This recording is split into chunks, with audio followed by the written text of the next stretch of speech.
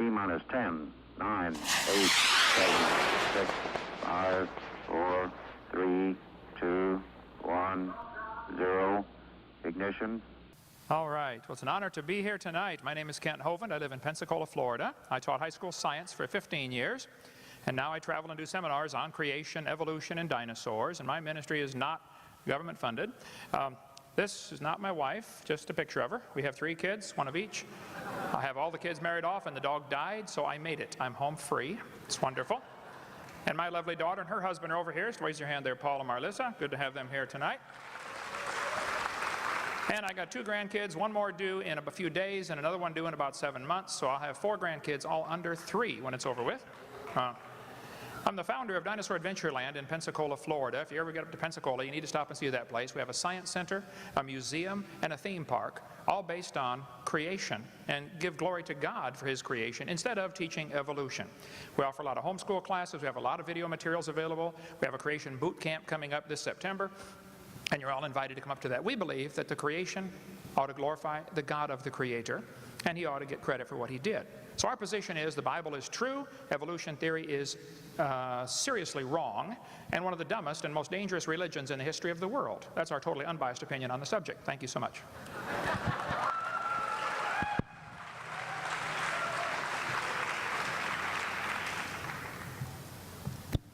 Professors? I'll start. My name is Jim Strayer. I'm from Michigan.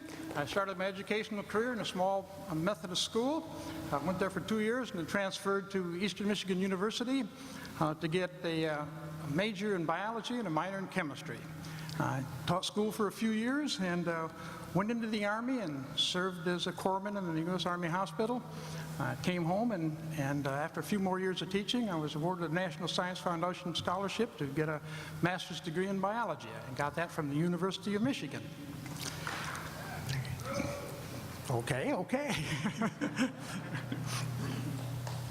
Reinhold Schlieper. I have. Are you finished? Sorry. No. Go ahead. I have around 100 hours of semester hours of science, and most of that's in biology. And I retired a few years ago, and since then I've been keeping active by giving lectures on Charles Darwin and evolution and related biological subjects. I'm very happy to be here, and I feel very comfortable in front of a college crowd, and we should have a good time.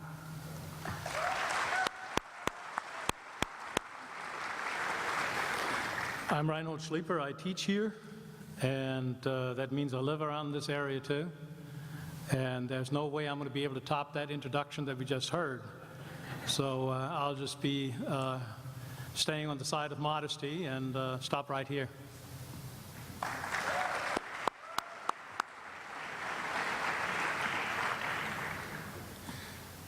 My name is Luther Reisbig. I'm a professor of aerospace engineering. I graduated from Michigan State University, where I got my PhD in engineering there. I'm probably the least qualified person to be here talking about any of these matters, but I'll apologize, and we'll do what we can. Thank you very much.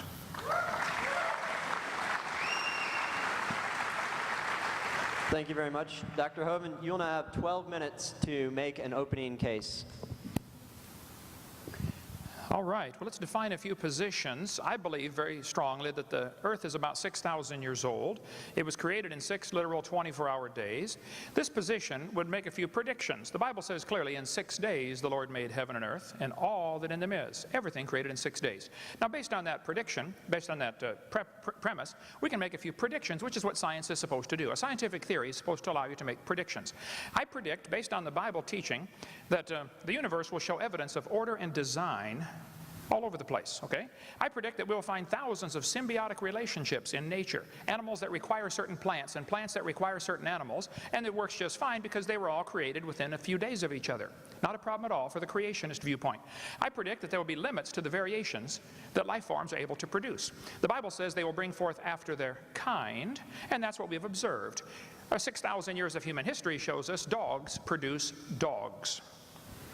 Every time.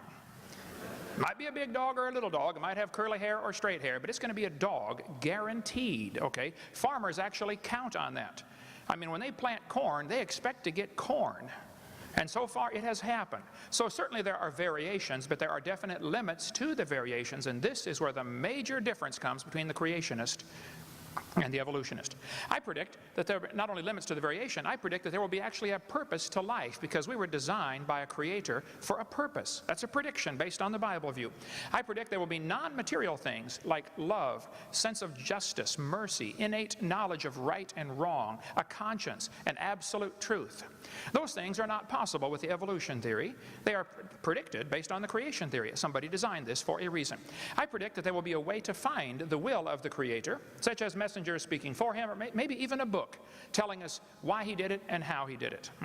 I predict there will be an afterlife where we will face the creator to give an accounting. Okay? The Bible dates, if you add them up in Scripture, comes to about 6,000 years ago for the creation, not millions. There's a large difference between 6,000 and 20 billion. Congress doesn't seem to understand that, but there is a big difference, okay?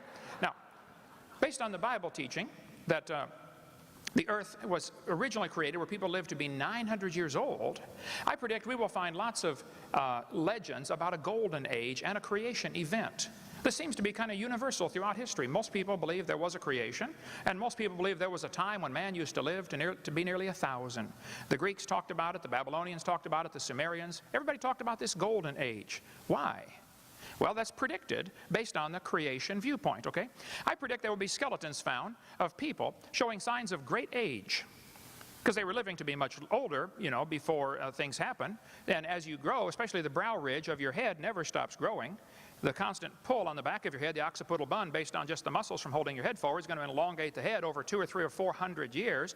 People would look exactly like the Neanderthals look. Brain 13% bigger than ours, few strange things about their head, but 100% human in every respect. I predict that there will be biological problems with modern man, such as wisdom teeth, because we're not as big as we used to be, and we're developing probably faster.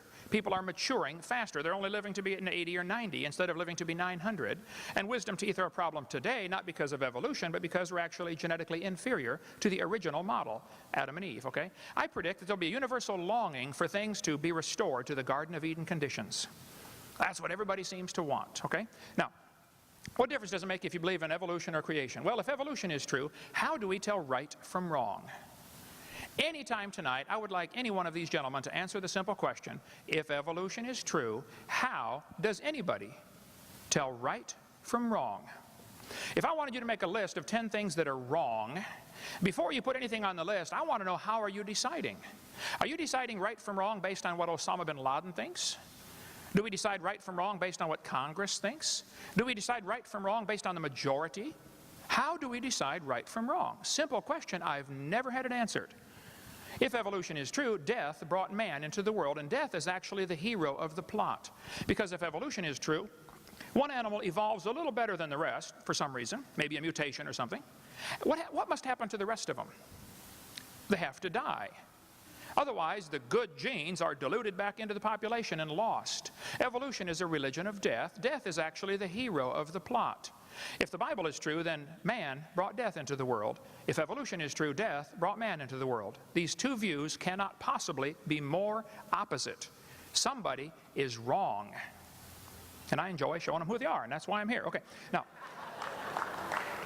the Bible says clearly that by one man sin came into the world, and death by sin. The reason we have death and suffering today is because of man's disobedience to the Creator. The Bible says by man came death. In Adam all die. We have suffering and death because of man's disobedience. If evolution is true, you could read Charles Darwin's book, page 170 or page 217. He said, hey, the death and struggle for life is a wonderful thing. That's how we get ahead. Okay? Now, the creation view says there was a flood about 4,400 years ago. Now, this would make a few predictions. Based on the idea that there was a universal flood, I think I could predict that the earth will have hundreds of layers of strata. Floods automatically do that. Moving water sorts particles in all sorts of layers. You can get a jar of dirt, add some water to it, and shake it up and set it down, and in 20 seconds you'll have layers forming in your jar. Moving water automatically sorts particles. It's called hydrologic sorting. You engineers ought to know about that. I predict, based on the Bible teaching of the flood, that there will be billions of fossils, including coal and oil, found in those layers layers of sedimentary rock that we find all over the earth. I predict that there will be huge canyons and deltas showing evidence of rapid, massive erosion. I predict there will be legends of this worldwide flood found in cultures all over the world. That's a prediction based on the biblical view. Biblical view of creation is certainly scientific. It makes predictions, okay? I predict there will be petrified trees in the vertical position extending through all of these layers. Thousands and thousands of these trees have been found around the world, petrified, standing up, connecting layers that some people want you to believe are different ages. Now, I don't know how long a dead tree stands up around here before it falls down, but up in Pensacola, you get maybe 5 or 10 years maximum before the tree falls over. And yet they're telling us these layers are different ages. We have dozens of pictures of these polystrate fossils on our website, drdino.com. Now, if somebody wants you to believe the layers are different ages by millions of years, well, they're welcome to teach you whatever they want, but this is simply not in accordance with the evidence. I believe the Bible would predict we would find things like this. Polystrate fossils. A worldwide flood would do that. Now, science means knowledge, okay? A more expanded definition of science means knowledge gained by observation and study and testing. My contention is there is absolutely nothing scientific about the evolution theory if we define what we mean by evolution carefully, which I want to do in my last few minutes here. I like science. I taught high school science for 15 years. I love the study of science. I am not against science, but I'm against using lies to support a theory. And I'm certainly against telling people that science can go farther than it really can, okay? Now, Texas has a law that requires textbooks to be accurate. So does Florida. Florida Statute 1006 says there must be accuracy of instructional materials. Textbooks ought to be accurate. Wisconsin says textbooks ought to be accurate. Alabama says textbooks shall be adequate and current. California says textbooks shall be factually accurate. Minnesota says a teacher shall not deliberately suppress or distort subject matter. These are all wonderful laws, but not one of those states enforces them. The textbook says we have evidence of evolution. Okay, what kind of evidence do they give? This guy says evolution is fact, not theory. Birds arose from non-birds and humans from non-humans. No person who pretends to any understanding of the natural world can deny these facts. Well, it's okay to make a statement like that, but that's just a mantra. That doesn't make it true because he states it. Even if he states it loudly and forcefully, it doesn't make it true, okay? The word evolution has 6 different meanings. First of all, there would have to be cosmic evolution. That would be the origin of time, space, matter. They try to answer that with the Big Bang Theory, with which there are numerous problems. We cover that on our videotape number 1. The second meaning or level or stage of the evolution theory would have to be chemical evolution. If the Big Bang produced hydrogen, well then how did we get all these other elements? They want me to believe that uranium evolved from hydrogen? They'll say, oh yeah, you get fusion in stars. Well, first place, you can't fuse past iron, number 1. And secondly, if you want the stars to produce the elements, you have a chicken and an egg problem here. Which came first, the elements to make the stars or the stars to make the elements? You have a real problem here, but they never talk about chemical evolution. I'd like to hear that answer tonight. Thirdly, we'd have to have stellar evolution. The stars would have to evolve. Nobody's ever proven the formation of any one star. We see a few spots getting brighter and they're assuming a star is forming. No, it could be the dust is clearing. It could be a supernova taking place. There's all kinds of explanations. Nobody's ever proven a star can form.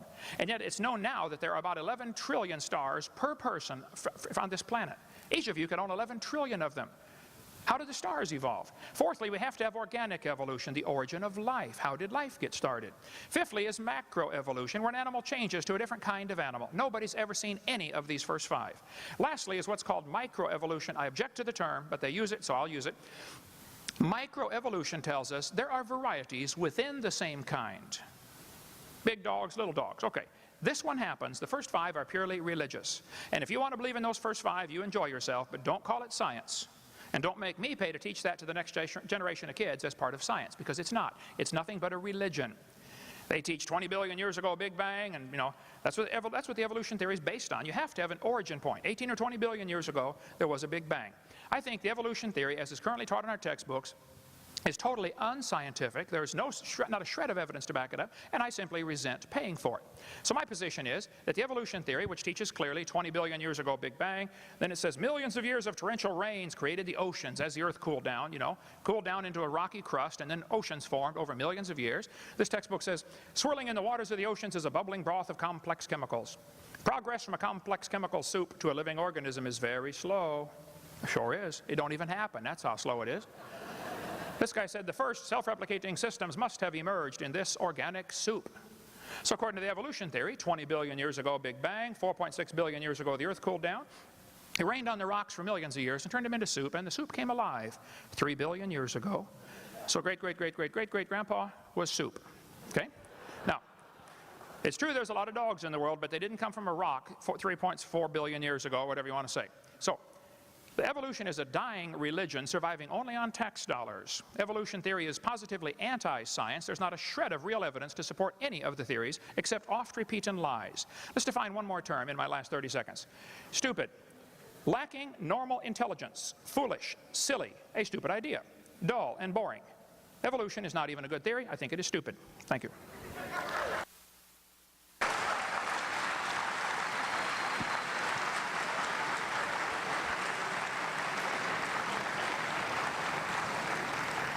Professors, you'll now have 12 minutes to present your opening arguments, and additional 5 minutes to rebuttal Dr. Hovind's position and state a question back to him. Thank you. Well, I suppose you'd like to know what I teach when I teach evolution. I think you should take a look at the black sheet up here to see what the definition of evolution is.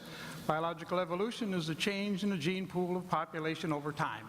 It's really very simple. Do we have a gene pool? Do we have DNA? Well, of course we do. Every living thing has DNA. Does it change? Well, of course it does.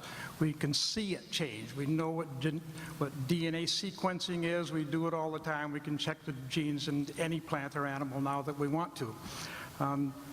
Has there been enough time for that to happen? Well, of course there has.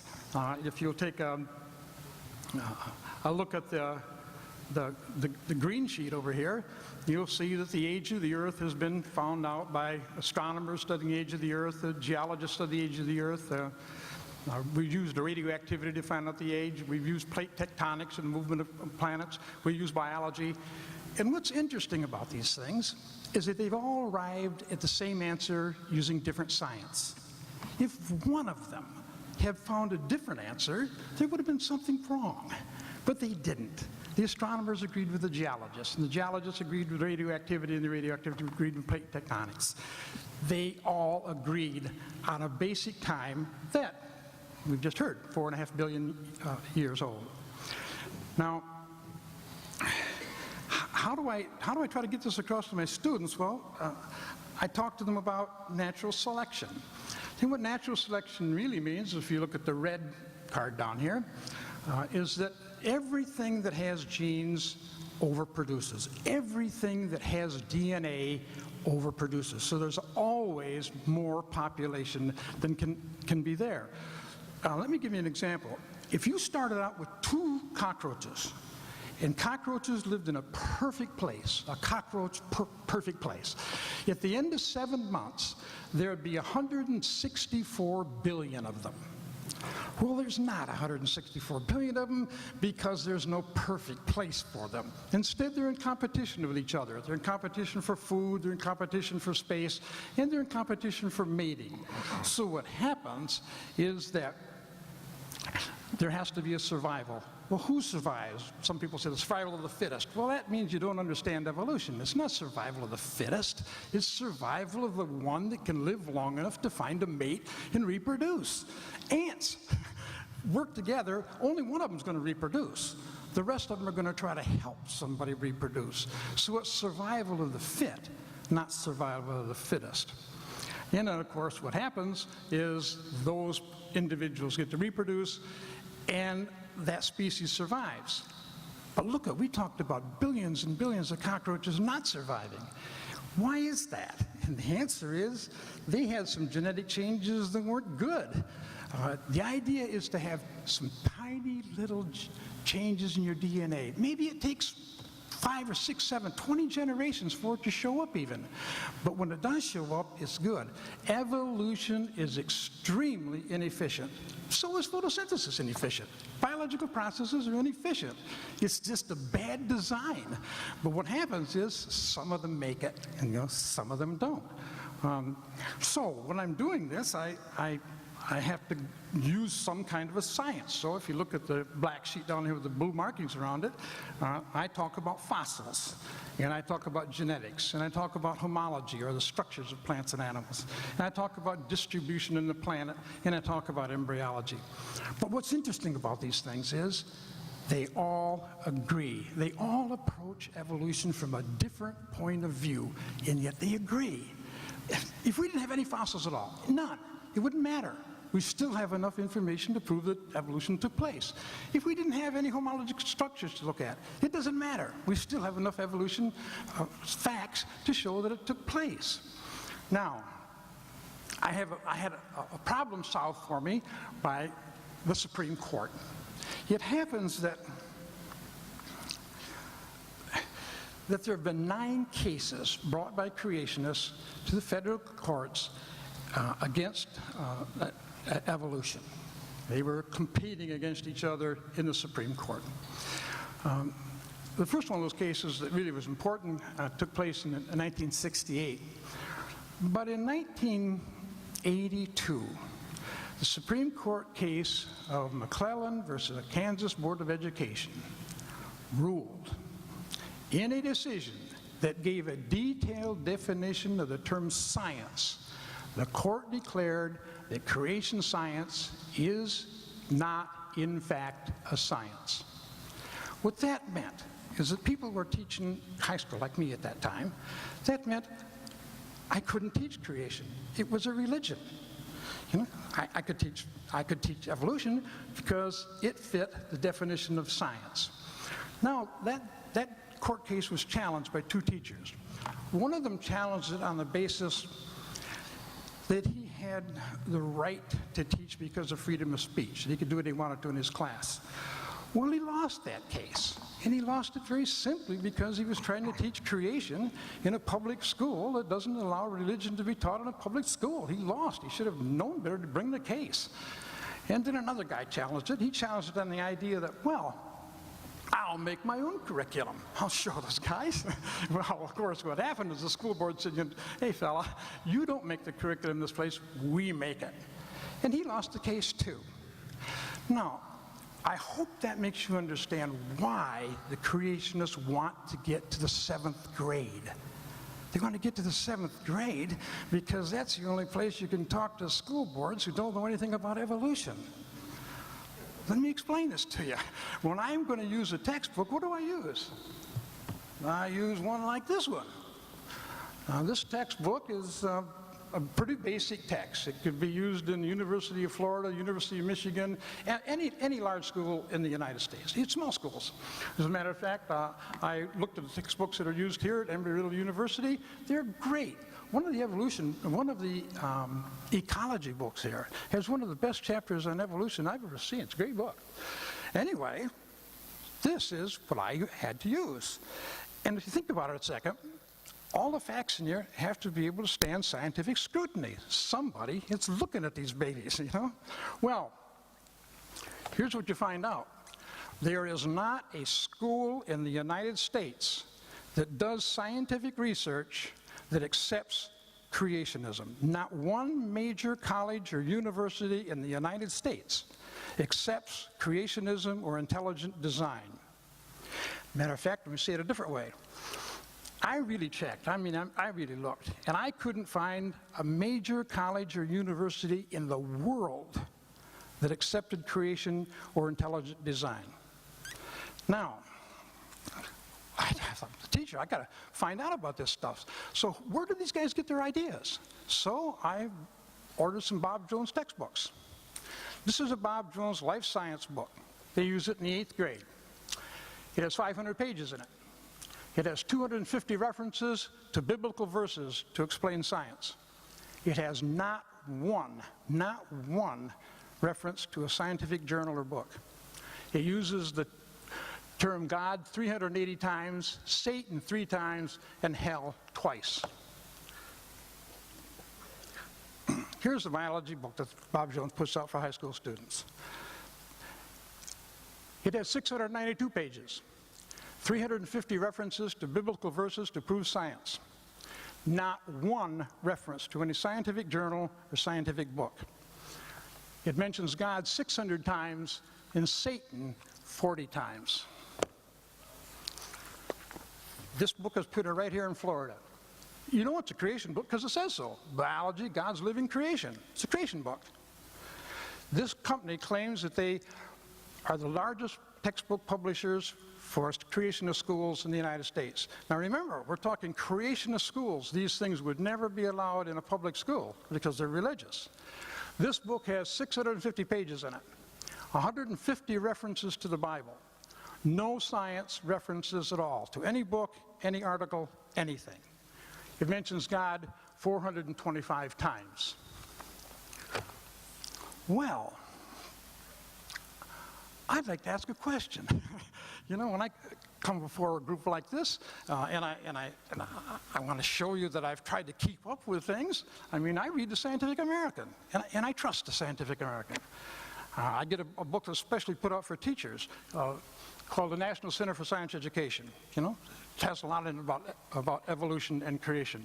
I trust that book. I go to the bookstore and get Discovery. I trust that too. And I trust the National Geographic. They've been at it 100 years. They know how old the Earth is.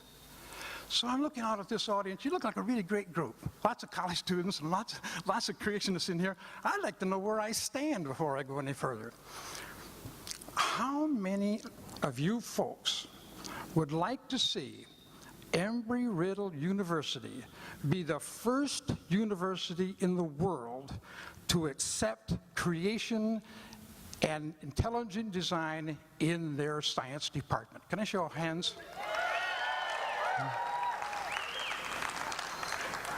Thank you very much. That's exactly what I expected. You know? Okay. Now, I'm often asked, well, how do you handle the stuff with the students as far as the evidence that's collected? Well, let me just give you a list of things here that are the pieces of equipment that scientists use to study evolution. Computers, ultrasound, core boring, sonar, lasers, deep sea vessels, chromatography, electron microscopes, DNA sequencing, ultraviolet light, radioactive dating, television, electrophoresis, x-rays, robotics, spectroscopes, photography, and Geiger counters. Those pieces of equipment are used in chemistry, physics, geology, and evolution. We get the same results they do. There are people in here that I imagine would not want a crime to be solved because you wouldn't believe the evidence that was collected by using these methods. These are the methods that evolution uses.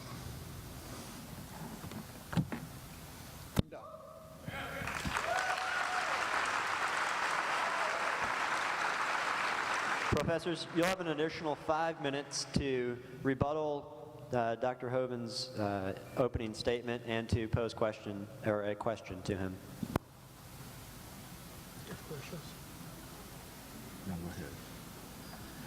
I am curious about your presentation, which was, I am impressed. The only one who I've heard speak that quickly was a Texas auctioneer, but I tried really hard to concentrate and get it all.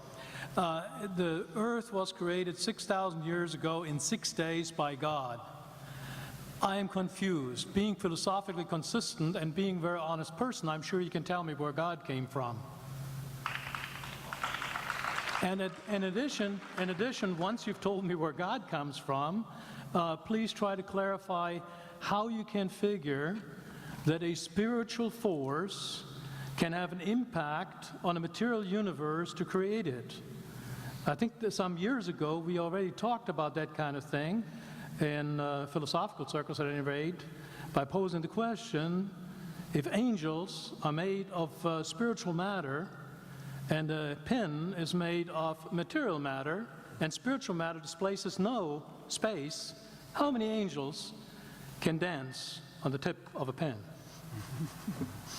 I have a sense of sort of reversal experience here, but please do, go ahead. You got 5 minutes. Now, I just want to know which question. That's all right. You may take the rest of the minutes. We're supposed to do one question at a time. Which one would you like? That was part of the format for the debate. So which question? I want you to fill in the story of the rest of the beginning of the universe. God, spiritual matter, impact on material matter. Okay. So 2 questions. All right. Go ahead. All right, your question, where did God come from, assumes that you're thinking of the wrong, obviously it displays that you're thinking of the wrong God, because the God of the Bible is not affected by time, space, or matter. If he's affected by time, space, or matter, he's not God. Time, space, and matter is what we call a continuum. All of them have to come into existence at the same instant, because if there were matter but no space, where would you put it? If there were matter and space but no time, when would you put it? You cannot have time, space, or matter independently. They have to come into existence simultaneously. The Bible answers that in 10 words. In the beginning, there's time. God created the heaven, there's space, and the earth, there's matter. So you have time, space, matter, created a trinity of trinities there. Just, you know, time is past, present, future. Space has length, width, height. Matter has solid, liquid, gas. You have a trinity of trinities created instantaneously, and the God who created them has to be outside of them. If he's limited by time, he's not God. The guy who created this computer is not in the computer. He's not running around in there changing the numbers on the screen, okay? The God who created this universe is outside of the universe. He's above it, beyond it, in it, through it. He's unaffected by it. So the concept that a spiritual force cannot have any effect on a material body, well then I guess you'd have to explain to me things like emotions and love and hatred and envy and jealousy and rationality. I mean, if your brain is just a random collection of chemicals that formed by chance over billions of years, how on earth can you trust your own reasoning processes and the thoughts that you think? Okay, so your question, where did God come from, is assuming a limited God. And that's your problem. The God that I worship is not limited by time, space, or matter. If I could fit the infinite God in my 3-pound brain, he would not be worth worshiping, that's for certain. So that's the God that I worship. Thank you.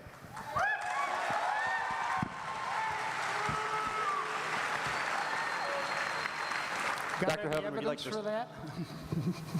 Would you please present a question to the other side? I was curious about the previous presentation. He said he trusted National Geographic. Just to give you one example, okay?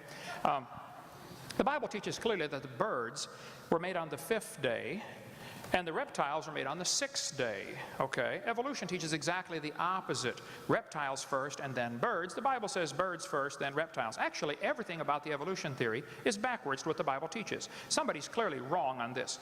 This guy says dinosaurs are alive as birds, scientist says, okay? Well, this is absurd, obviously. Nobody's ever seen any animal produce a different kind of animal. They can believe that if they want. Here's a USA Today. Missing link discovered, October 1999. National Geographic, one that he trusts. Missing link, breaking news, folks. We have found National Geographic, November 1999, the missing link. A few months later, oops, it was a mistake. Some Chinese guy had taken a couple of fossils and glued them together and fooled everybody. National Geographic paid, I think, $80,000 for that fossil.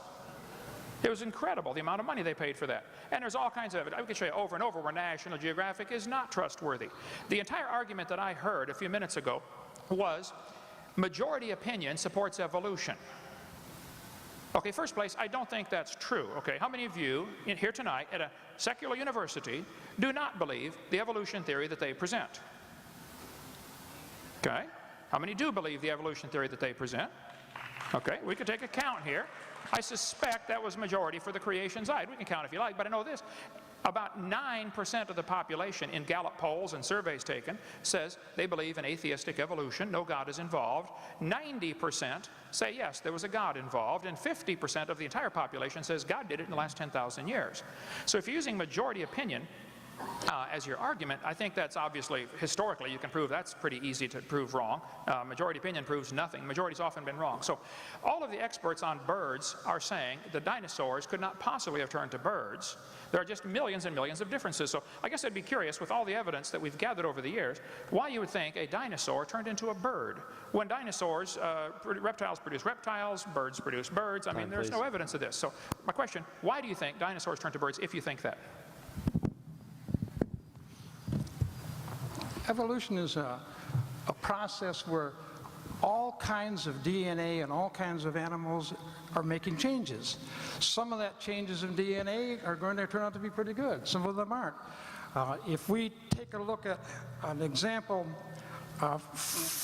from your research saying that, how about Noah's Ark having one kind of animal that evolved into dogs, foxes, and wolves?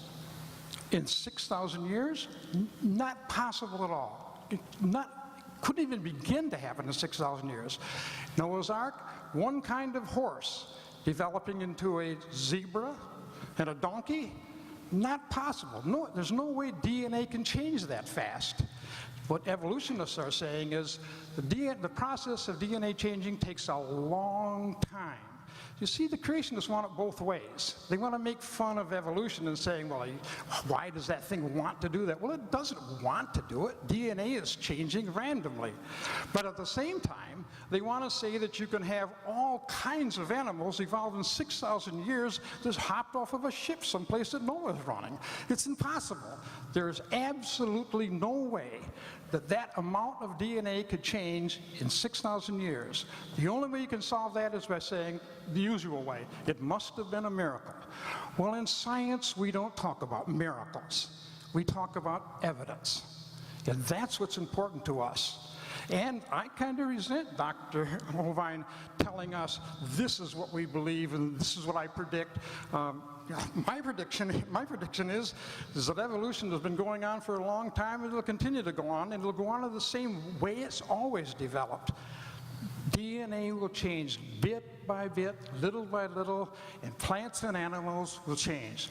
I have a couple of creationist magazines at home that told me in the Creationist magazine that the reason that we have thorns on blackberries and roses and the reason we have a toothache is because Adam and Eve fell from grace when they sinned. I have a hard time accepting that as scientific evidence.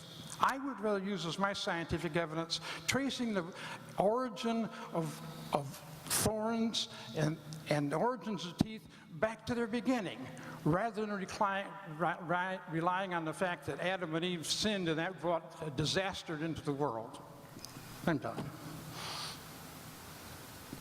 Professors, would you like to formulate a question or another statement? You do have 2 minutes. Do we have more time? Do we have more time? You will after 5 minutes. How many? After Mr. Hovind goes. I didn't hear what you said. We can understand you. I'm sorry, you'll have 5 more minutes after Mr. Hovind has his 5 minutes. So what were the 2 minutes that you said that we had time right now? Is it on the board? 1 minute and 47 seconds. And we just talked about it. And who has that time right now? You do. Any three one of you. us? Yes, sir. Oh, okay. Just trying to get the I'm sorry. Image straight. Thank you. I do wonder about my earlier question. I don't feel comfortable about it being answered. That is, you keep insisting that the God of the Bible in some way is responsible for all this. You may, even if you were to prove that there's some kind of spiritual force, it is not necessarily the God of the Bible. So you're taking a giant leap there. So I think there's a lot of that has to do with lots of faith that has to be developed in there. And I see that from our group here. And I think Mark Twain said about faith that faith is believing something you know ain't true. I don't think you can rely on faith. I think you need to, if you want to be honest, intellectually honest, you've got to come up with something a little bit more solid than just to buy in to the fact that 80% of U.S. Americans are God believers and only 14% are not. So I don't know. Is that? Can you answer that? Or Absolutely. all right, that'd be nice. What was the question? Phrase the question again, please. You didn't really get. You made a statement. I didn't hear a question there. What do you want to hear? Okay, my original question was for you to show where the deity comes from. And you keep insisting that it is the God of the Bible. But that is another leap of faith that seems to be part of that. Can you sort of trot that out a little bit more? And let me say one thing also about the story that you gave about the National Geographic, or was it the Scientific American, with the the bird and dinosaur thing. It shows that the scientific community is working. These people are in dialogue. Error may occur where reason is left free to correct it. And in your system, it's nailed down by the Bible, and no, I cannot challenge that. With the invention of all kinds of strange beings, I just looked, this is very much news to me. I looked at one of the books that Jim has here, where the assertion is that evolution is inspired by Satan. And what now? We have Thank you, God, sir. we have We're going to have Satan, to cut you off, and you can be back in 5 minutes. Carry on. I guess I'm still a little baffled what the question was.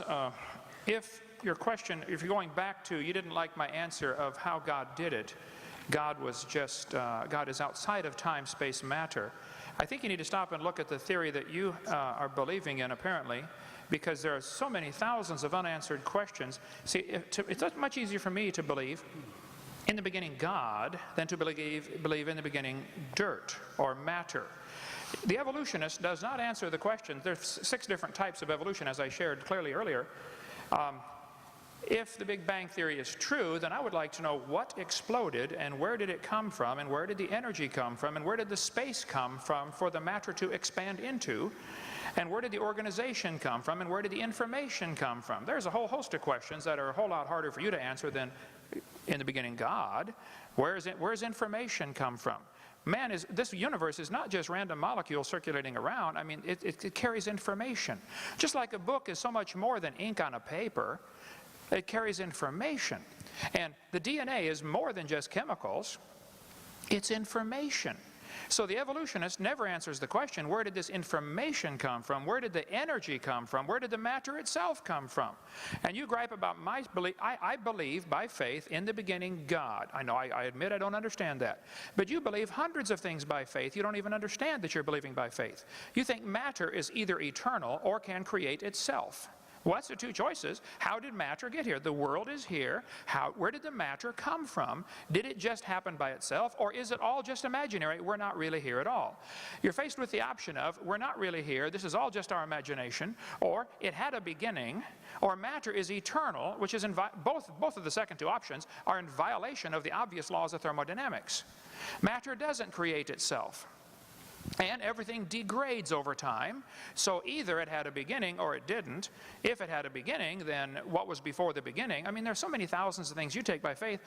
I say in the beginning God, and you say, well, this matter somehow either was always here or created itself, and then this matter somehow became alive, and then this first living thing learned how to reproduce, and then it learned how to make something other than its kind. I mean, even though nobody's ever seen that, nobody's ever seen a dog produce a non-dog. Or you mentioned about, you know, the fact that a wolf and a fox and a dog coming from a common ancestor off Noah's Ark in only 4,400 years. For heaven's sake, you believe they came from a rock. I mean, come on. I don't think my theory is that silly at all. So, my answer to your question is still the same. I believe in the beginning God. I do take that by faith. Here's the major difference that I don't think you're going to understand. I admit mine is a religion. They do not admit theirs is a religion. They want you to think what they believe is science, and all of you should pay for their religion to be taught in this university. And that's the situation we have today, and that's unfortunate. There have always been situations where the majority taught something. I mean, in the Soviet Union 15 years ago, if you stood up and said, hey kids, I don't believe in communism, I think capitalism is a better system, you would be in Siberia if you survived. And here in Emory University, if you stood up in your classroom and said, I don't believe this evolution theory is true, I think it's pretty obvious there must have been a designer to this system, you would be in intellectual Siberia. You would lose your job. It has happened to hundreds of teachers, just simply for standing up and say, look, I think the evidence is here, folks. There must have been a designer. If I asked you to explain how computers came to be, but you cannot use man as your answer, I only want a purely naturalistic explanation for the origin of computers. Purely naturalistic. The answer has to lie within the computer. How did these molecules get together? How did this data get together? How did these plastic molecules come together and the different silicon chips? How did it happen? Your answer has to lie in the computer. I've already eliminated the only obvious answer to the problem at the beginning by my definition. They're trying to eliminate the only logical answer to the question by their definition of science. They want to define science as things that we can observe and test and demonstrate in the natural world. Okay, well then that eliminates both evolution and creation. Both are unobserved. We don't see anything change. We don't see anything created from nothing. Here's the problem. Both creation and evolution are religious. I admit mine's a religion. They don't admit theirs is a religion. And all of us are paying for their religion to be taught in the school system. And I, for one, resent that. So my answer is still the same. God did it. My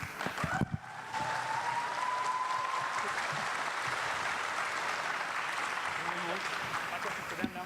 Your question for them, quickly, please. Okay, my question for them. I have several thousand questions I guess I'd like to ask. Does your textbook you're holding in front of you that you said you trust, used at this university, does your textbook teach that there are vestigial structures? If you could maybe just look in the index under the word vestigial. Did I get 5 minutes? Or just ask a question? Yeah, just a question. You already had your 5. Okay. Does your textbook teach that the appendix is vestigial and is no longer needed, even though all doctors know the appendix is not vestigial? It has been proven to be part of the immune system. If your appendix is taken out, you can live, just like you can live without both your arms and both your eyes. It doesn't prove you don't need it. So just a simple question. Does your textbook teach the kids that there are vestigial structures and that is therefore evidence for evolution? I think you have that on one of your posters here, if I'm not mistaken. Yes, it does teach that there's vestigial structures. Professors, between the three of It you, doesn't teach that there's a God, though. you have 5 minutes. I don't get the point. That's the way DNA works. There are certain changes in the DNA molecules that will make some organs more efficient and some less efficient. That's just the way it is. You can find the vestigial structures on plants also. You and I have no control over what goes on in the DNA in our body. We just pass it on to our offspring. But to say that, to make one example like that and say that it's going to get rid of the theory of evolution is ridiculous. We've got all these other proofs that about evolution. Vestigial structures are just one tiny part of that. Okay, let me say another thing. I know where God came from. Man made him.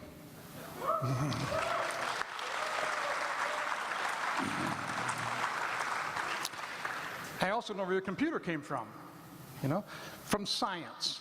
It was put together by people that understood physics and chemistry. It was put together by people that understood molecules and atoms. It was put together by people with intelligence, people that knew how to love and hate and carry on biological relationships because they have intelligence.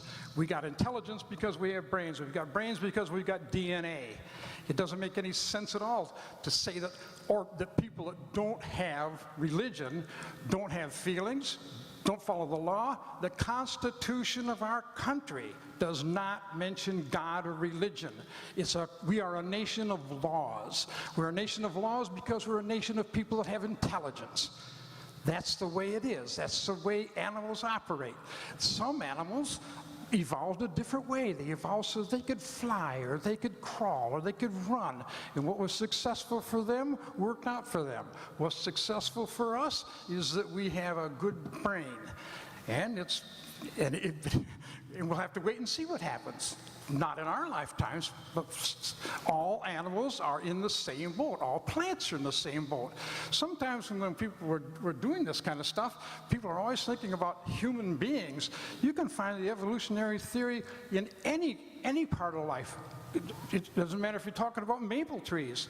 I still want an answer to the question of how did all these different things evolve in just 6,000 years when it isn't possible. It's mathematically not possible. If it were, by now farmers would have bred a different species. When he says something like, well, you breed dogs, you always get dogs. Well, of course you do, because you can't change them in 6,000 years. If you could, farmers would have bred something different. We've been breeding plants and animals for 4,000 years. We can't do it, simply because it takes too long. The Earth is old enough for evolution to have taken place, but we haven't had enough time to get different kinds of animals starting from Noah's Ark. Reinhold, you want to say something? We have a minute again? Yeah, we got a minute and a half, I guess. Oh, my God. Yeah, I do. One thing that sort of crossed my mind as you were speaking is the difference between science and religion. And it seems to me there is a very clear-cut difference.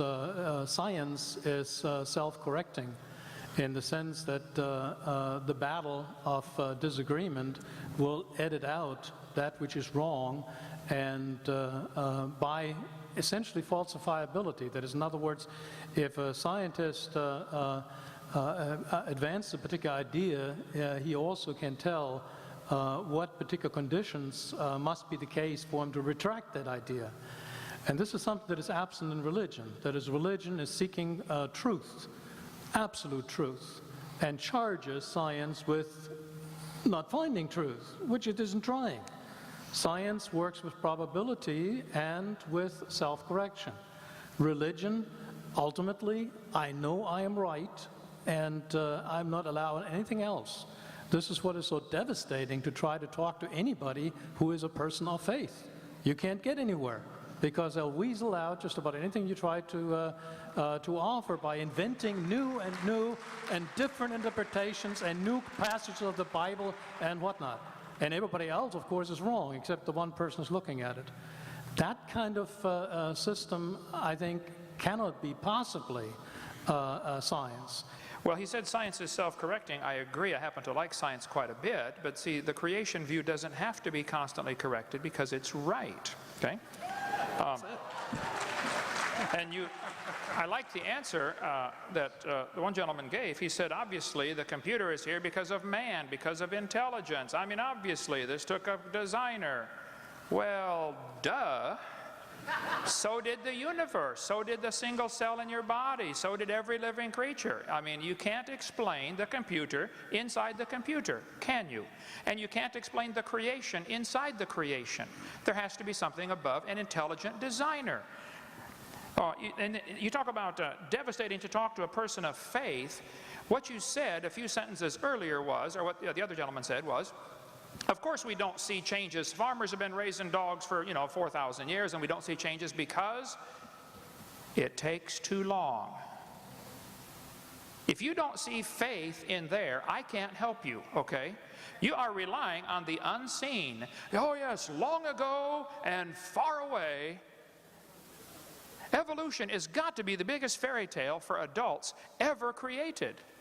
Everything you said required faith. Well, we see dogs produce dogs, but if you give them billions of years, well, okay. You just left science and went to religion and didn't even see it. You didn't even see what happened in your mind. And one of you teaches a course on logic. I mean, if this was a student of yours doing this, you'd give them an F. And yet your fellow professors believe it and you think it's great. They jump from faith to science back and forth all the time. Well, we see dogs produce dogs, but if we had enough time, stop. You're leaving science right that moment. So, if I got 3 minutes, let me just cover a couple things that I resent being in the textbooks, and I would like to hear if this is in your textbook. My question is this in your textbook? And after I share with you the evidence, I want to know why, okay? This textbook says many organisms retain traces of their evolutionary history. For example, the whale retains pelvic and leg bones as useless vestiges. Earlier, it was mentioned one of the evidences for evolution is vestigial organs. Andrew Carnegie left behind millions of dollars to start an organization called the National Center for Science Education, of which you are a part, okay? The National Center for Science Education. I was in Berkeley last week. 147 professors at Berkeley refused to debate me. Jeannie Scott won't debate me for any amount of money on the planet. Here's Jeannie Scott right here. I'll fly out at my expense and take them all on. This is welcome to the home page of National Center for Science Education. A tax-exempt nonprofit membership organization working to defend the teaching of evolution against sectarian attack. We are a nationally recognized clearinghouse for information and advice to keep evolution in the classroom and scientific creationism out. The National Center for Science Education is a little bitty storefront building in Berkeley, California. I was there 4 days ago, and they got 5 people working in this little building. And they teach that maybe the cow evolved into the whale. That's what their literature teaches. This textbook says the whale has a pelvis and a leg bone. Whales have hind limb bones that have no function. Just imagine whales walking around. It's true. These are the bones they're talking about right there. Just imagine the whale walking around. I'm sorry, I tried and I can't, okay? They say the whale's pelvis has no apparent function. The whale's pelvis is evidence of its evolution from four-legged land-dwelling mammals. This is simply a lie, okay? Those little bones are anchor points that special muscles attach to that allow the whales to reproduce. This has nothing to do with whales walking on land. It has to do with making baby whales. So either the authors of this textbook are ignorant about whale anatomy and certainly shouldn't be talking about it, or they're deliberately lying to you and desperate for evidence for their theory. So my question is very simple. Does your textbook teach the whale has a vestigial pelvis? If so, why would you use a biology book in your biology class at a famous university like this based on an author that doesn't even understand his basic anatomy of whales, and he's either lying to the students or he's ignorant? Why would you use something like that? And how could a vestigial structure be evidence for evolution when that's an example of losing, not gaining? It doesn't tell you how the whale got the legs. Oh, it's slowly losing them. Well, in the first place, it's not slowly losing them, okay? It's a lie. Secondly, even if it was, that's the opposite of evolution. How on earth can this be evidence for a theory? Yes, boys and girls, we're slowly losing things. That's how we got it all. Well, duh. So, my question is simple. Does your book teach there are vestigial structures, specifically the whale having a vestigial pelvis? If it does, why would you use a book like that in a university like this? Excuse me, sir, it's just a quick reminder. I'll turn your mic on in just a second. We're going to go to an intermission in one more iteration. So, yes, absolutely. Your table, and we're going to go to intermission after that. The book does not teach that the whale has a vestigial pelvis. That's one of the most ignorant statements I'd ever heard.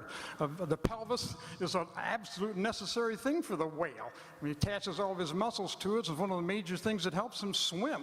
I happen to be keeping up with what's going on with the evolution of the whale, and we have a very good set of bones saved from fossil records showing that the whales evolved through a long period of time from animals that were on land to animals that are in the water. We have that evidence.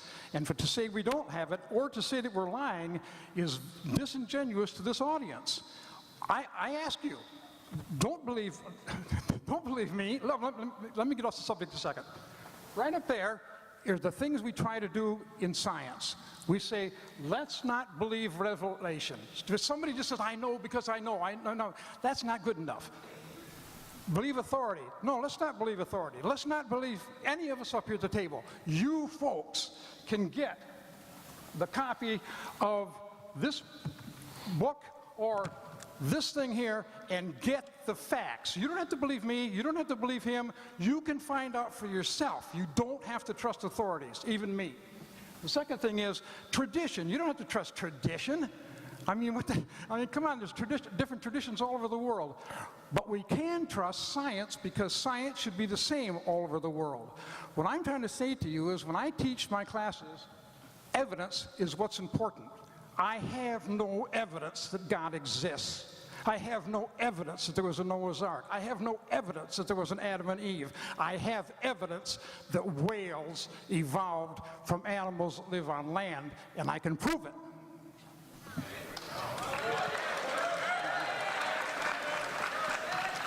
Well, we do have, I haven't had anything to say. There's a lot of talking going on, and that's unusual for me. But the one thing that we can prove by the great philosophical statement, cogito ergo sum in Latin, which says, I think, therefore I am. Now what that says is that I exist and prove that I am there because I can think, but it doesn't necessarily say that you exist. I can't prove that you exist, but I can prove that I exist. And I also know that I'm here. And I do believe in you. There's a high probability that I do believe in you, and you are here. And somehow you got here. And somehow this happened probably in the last time between 10 and 20 billion years ago, probably to the record of the Earth, which was maybe 4 to 6 billion years ago. And basically all of this biological stuff is very interesting, and it does prove to how science brings about to cause things to happen, but it's so complicated and it's so complicated that you can confuse the process by misinterpreting the results. We do have, as my colleagues say, the scientific method, and it based on the best information that we can put together to form to what we know is true. It doesn't mean that we know the truth. It means we have maybe some probability of the truth, and that may be the best that we will always have. But to start talking about chickens and dinosaurs, and I like eating chickens because chickens are descendants of dinosaurs, and every time I eat a chicken, it makes me happy. Because I think a lot of them ate our ancestors a long time before that, about 160 million years ago. So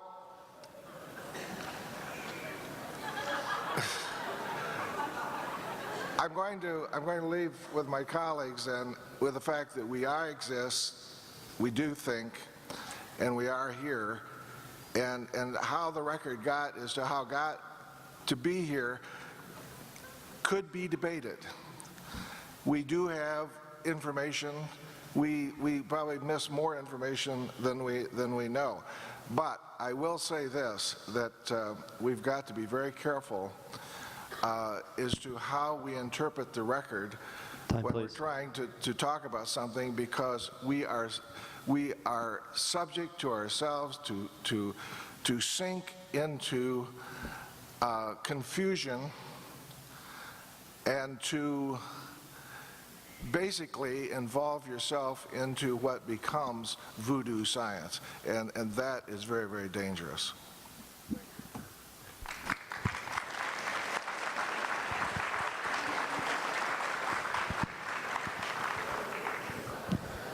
Okay, let me cover 5 main points here. He said we have evidence of whales evolving from land animals. In the first place, this is absolutely incorrect, okay? If he's talking about ambulocetus, you need to study here. This was made mostly of imagination. If that's your evidence, you need to study the ambulocetus a little better, okay?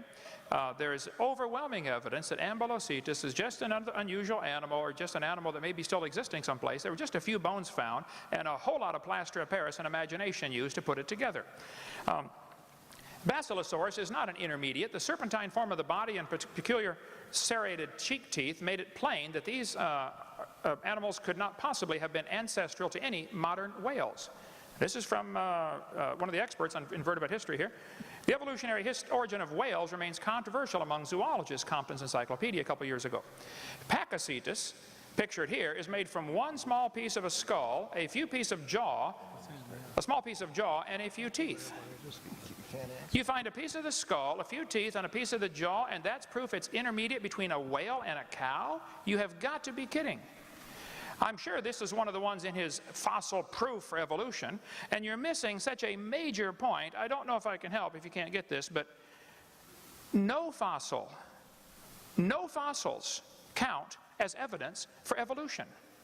In a court of law, they would laugh at you because you bring some bones in and say, Your Honor, this is the ancestor of whales. Well, first place, there's not enough to tell what it is. Secondly, you don't know that that is the ancestor of anybody. You don't know that that animal had any kids that lived. It is absolutely impossible to use any fossils at all as evidence for evolution. And anybody that's telling you fossils are evidence for evolution, you talk about voodoo science, that is it, folks, okay? We know these bones produce something other than their kind. Even though no animal today can do this, these bones were able to do it. That's absolute voodoo science. That's a good word. I got to use that one from now on. I appreciate that, okay? And if we could rewind the tape, we would hear you said many times, well, probably it happened. We're here, so that proves we're here, so that proves evolution. Man, you talk about voodoo science and absolute insanity and logic. We're here, I agree. That doesn't offer any support for the evolution theory. Yes, I agree we're here. I happen to like being here, okay? So, and then you said something I think the average audience may miss if you're not careful here. He said, well, it's so complicated.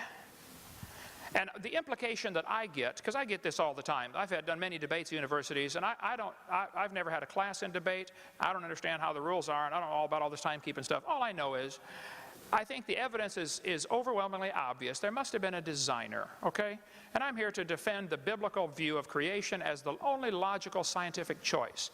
And I'm here to tell people I resent everybody's tax dollars going to pay for this voodoo science of evolution to be taught in this university and other universities around the world. Beer is often sold at football games, but beer has absolutely nothing to do with football, okay? Beer does not become athletic by association.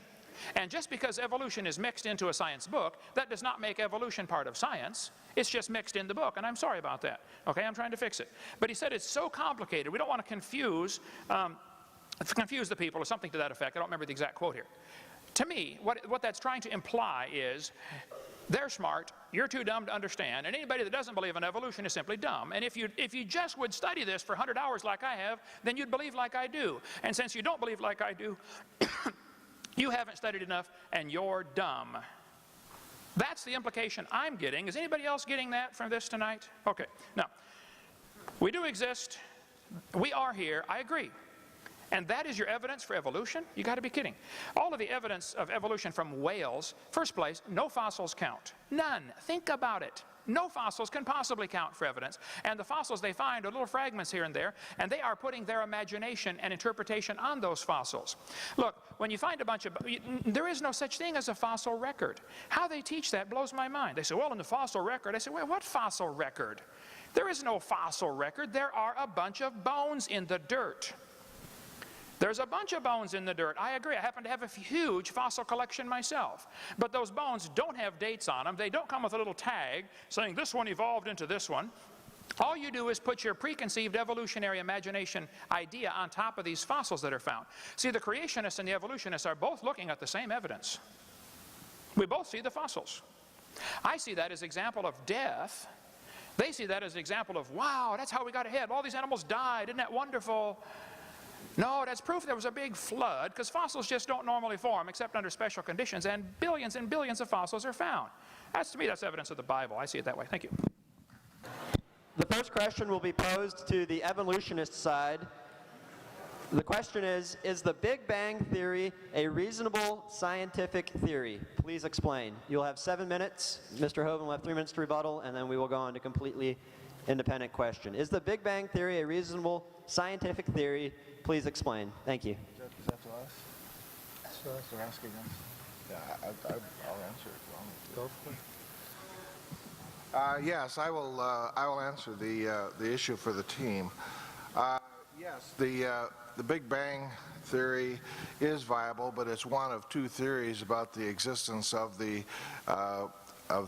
universe, one of which was a constant energy universe. It said that basically simply exists, and energy is somehow generated within itself inside. There is no scientific evidence to show that particular theory of the universe has ever been proven or shown any evidence to show. The Big Bang Theory does have a piece of evidence that Wilson and Kanzio from Bell Labs got a Nobel Prize for discovering the fact that there was radiation throughout the entire universe that is in all particular directions, believed to be the remnants of the explosion of the energy in the birth of the universe. And their antennas would basically, they could point, no matter how they pointed the antennas in any direction, they discovered that the intensity of radiation in that particular direction was the same, which was essentially a proof of a piece of data that showed that there may have been something that made the Big Bang Theory. So that we have that. The scientific evidence right now is that the Big Bang Theory is the best knowledge that we have. It is believed. There are some very strange things about it.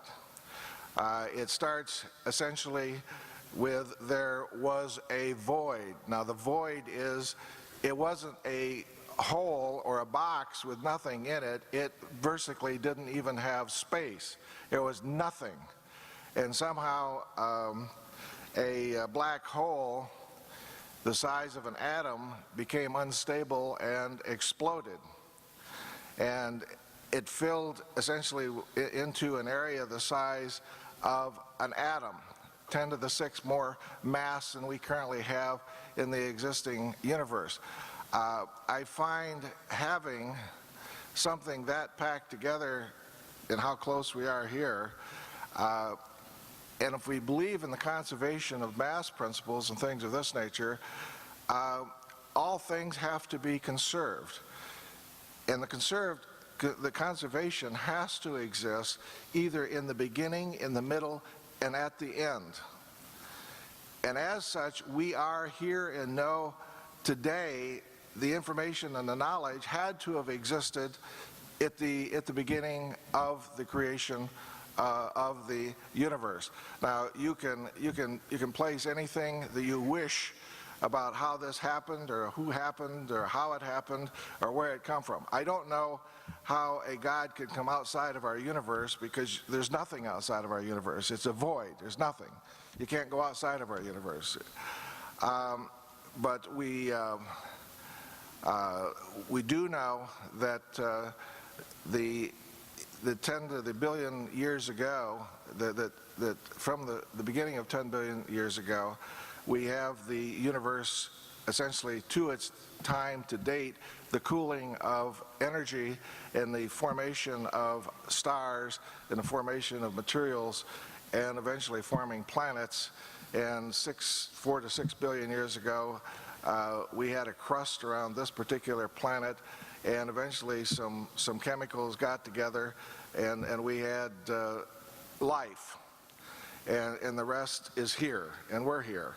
And I believe that, and I believe that it's so. And all of the absolute details, and there are many details, are probably less important to me than the fact that it did begin and it does exist, and that we're here today. I'm not fighting with religion. I'm a Christian. I have no conflict with Christian beliefs, my Christian beliefs, and with the scientific methods that I also believe in as well. So, I don't see anything that's contradictory to this. Luther, you're more... Am I on? Okay. You're more of an expert at this than I am, so I was just going to ask you to elaborate a little bit of the possibility of getting some corroborative evidence of something like the Big Bang through the view of the Hubble back into time. Is that something that might provide corroborative evidence for that? Yes, the scientific record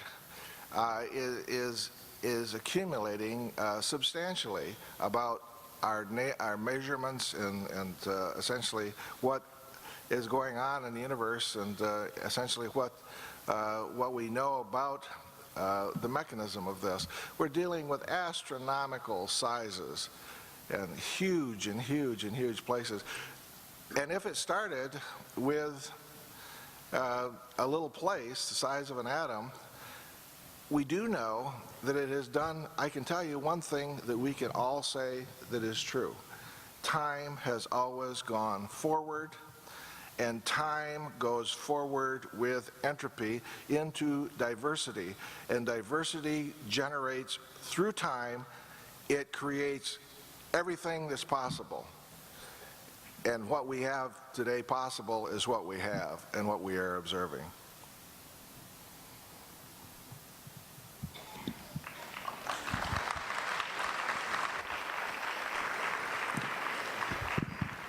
Dr. Hovind, you will now have 3 minutes to rebuttal that statement, and then I will ask you a completely independent question. Thank you.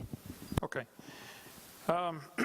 Humanists regard the universe as self-existing and not created based on the Big Bang theory.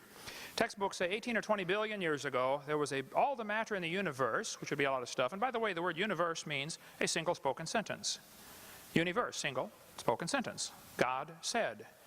When he said that nothing can exist outside the universe, this is about like two computers talking to each other. Does man exist? Nothing exists outside the computer. We're it. Duh. Okay. All the matter in the universe was concentrated in one very dense, very hot region that may have been much smaller than a period on this page. I think that's what we just heard a moment ago, okay? This textbook says, after many billions of years, all the matter and energy will once again be packed into a small area. This area will be no larger than the period at the end of this sentence. Then another big bang will occur. It happens every 80 to 100 billion years. Save the planet. We're going to get squished, folks, okay? This guy said, nothing really means nothing. That's brilliant, okay? Not only matter and energy would disappear, but also space and time. However, physicists theorize that from the state of nothingness, the universe began in a gigantic explosion. I believe that's what I just heard in the last few minutes, okay? This whole Big Bang idea started with a guy named George Latimer, who said the thing that exploded was a few light years in diameter. Well, at the least, that's about 12 trillion miles, okay? Then by 1965, they said, well, it was only 275 million miles. 1972, I think it was Scientific American said, no, the thing that exploded, the Big Bang, came from something only 71 million miles in diameter. Later they said, oh no, it's only 54,000 miles. 1983, they said the thing that exploded was a trillionth the diameter of a proton. Now that's tiny, okay? And now they're saying nothing exploded. Here's Discover Magazine 2 years ago. Where did everything come from? The universe burst into something from absolutely nothing. Zero. Nada. As it got bigger, it became filled with even more stuff that came from absolutely nowhere. How is that possible? Ask Alan Guth. His theory will explain everything. Well, what does Alan Guth say? In Scientific American, Alan Guth says the observable universe could have evolved from an infinitesimal region. That's a dot. He said it's then tempting to go one step further and speculate that the entire universe evolved from literally nothing. Folks, why would a sentence like this be found in Scientific American? There's nothing scientific about that state. It exhibits incredible faith. But the textbooks teach this dot was spinning. It spun faster and faster. Finally, it exploded. The Big Bang. There are so many problems with the Big Bang. Simple physical science problems. What exploded? Where did the matter come from? Where did the energy come from? Where did the organization come from? Where did the information come from?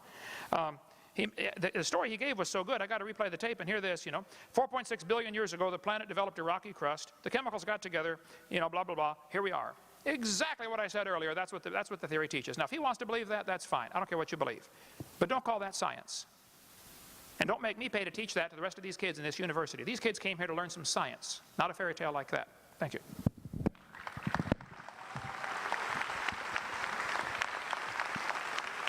Dr. Hovind, the next question will be posed to you. You'll have 7 minutes, and then the evolutionists will have 3 minutes. The question's more of an open-end one. Please prove, disprove, or generally talk about carbon dating and how it relates to evolution.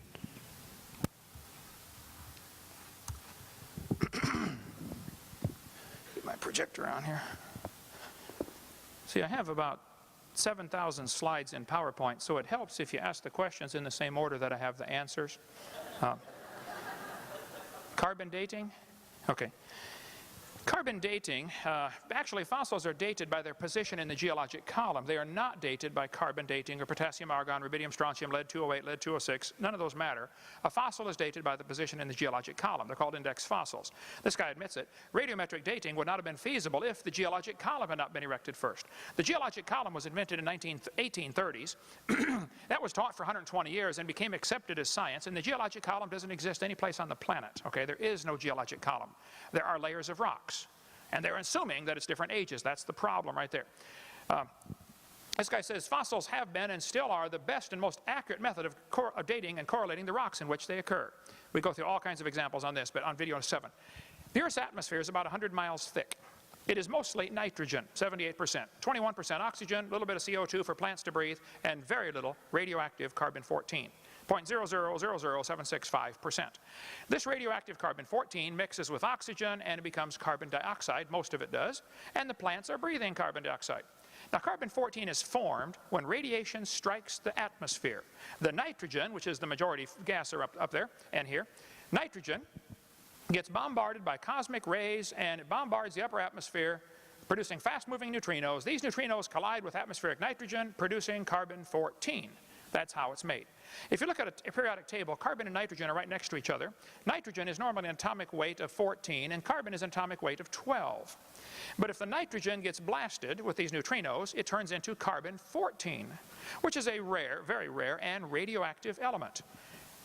It is radioactive just like uranium or any other radioactive element, and you can hear it as it decays or breaks apart and throws off all the little particles into space around it. Now, carbon-14 is being produced by the sun, or by the neutrinos, by the high-speed radiation, doesn't matter.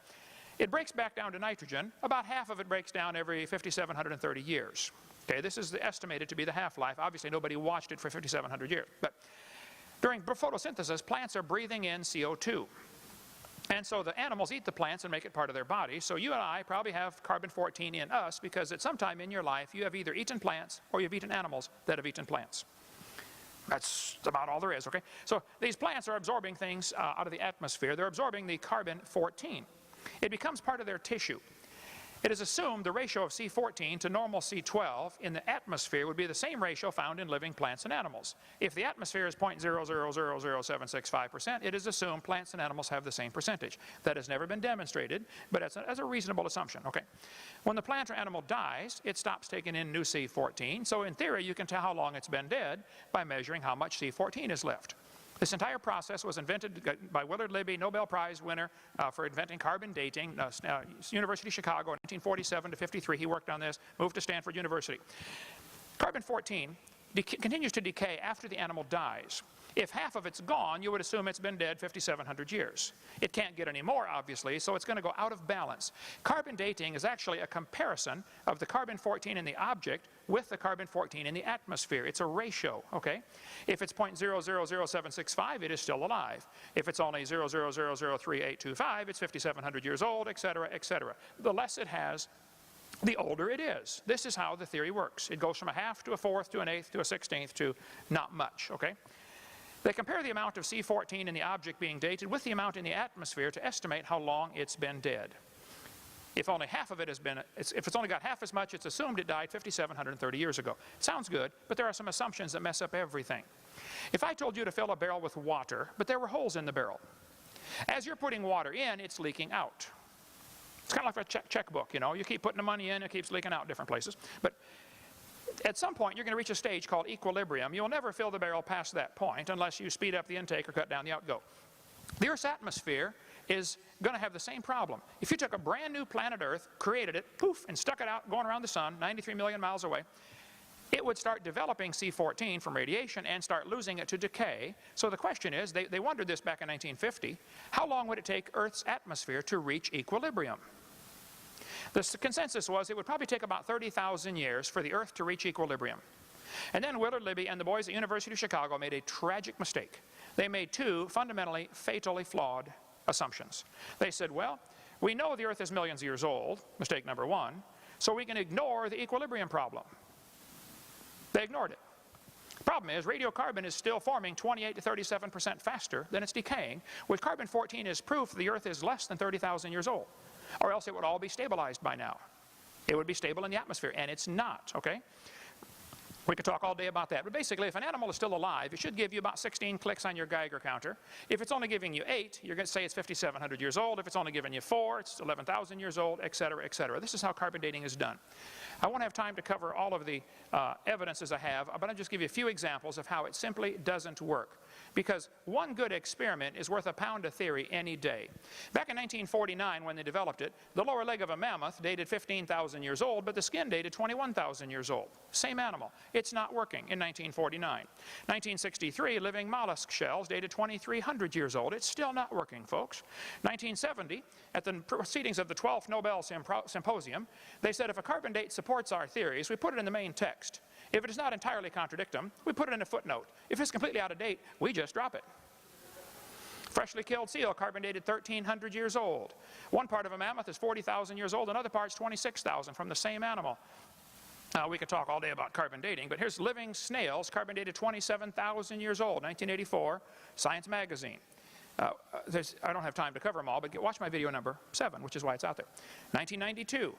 2 Colorado Creek mammoths in Alaska found side by side. One dated 22,000 years old, the other one was 16,000 years old. They're side by side. 1996 at Berkeley University, They used the most advanced dating techniques they have. They discovered these things that they thought were 250,000 years old actually were 53,000 to 27,000. Well, I'd like to point out, Your Honor, that is still a 96% error. If you think carbon dating proves the age of anything, you need your head examined. Thank you.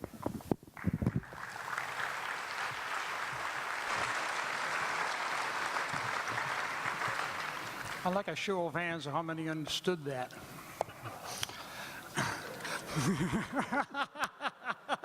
I guess we aren't the only liars here. I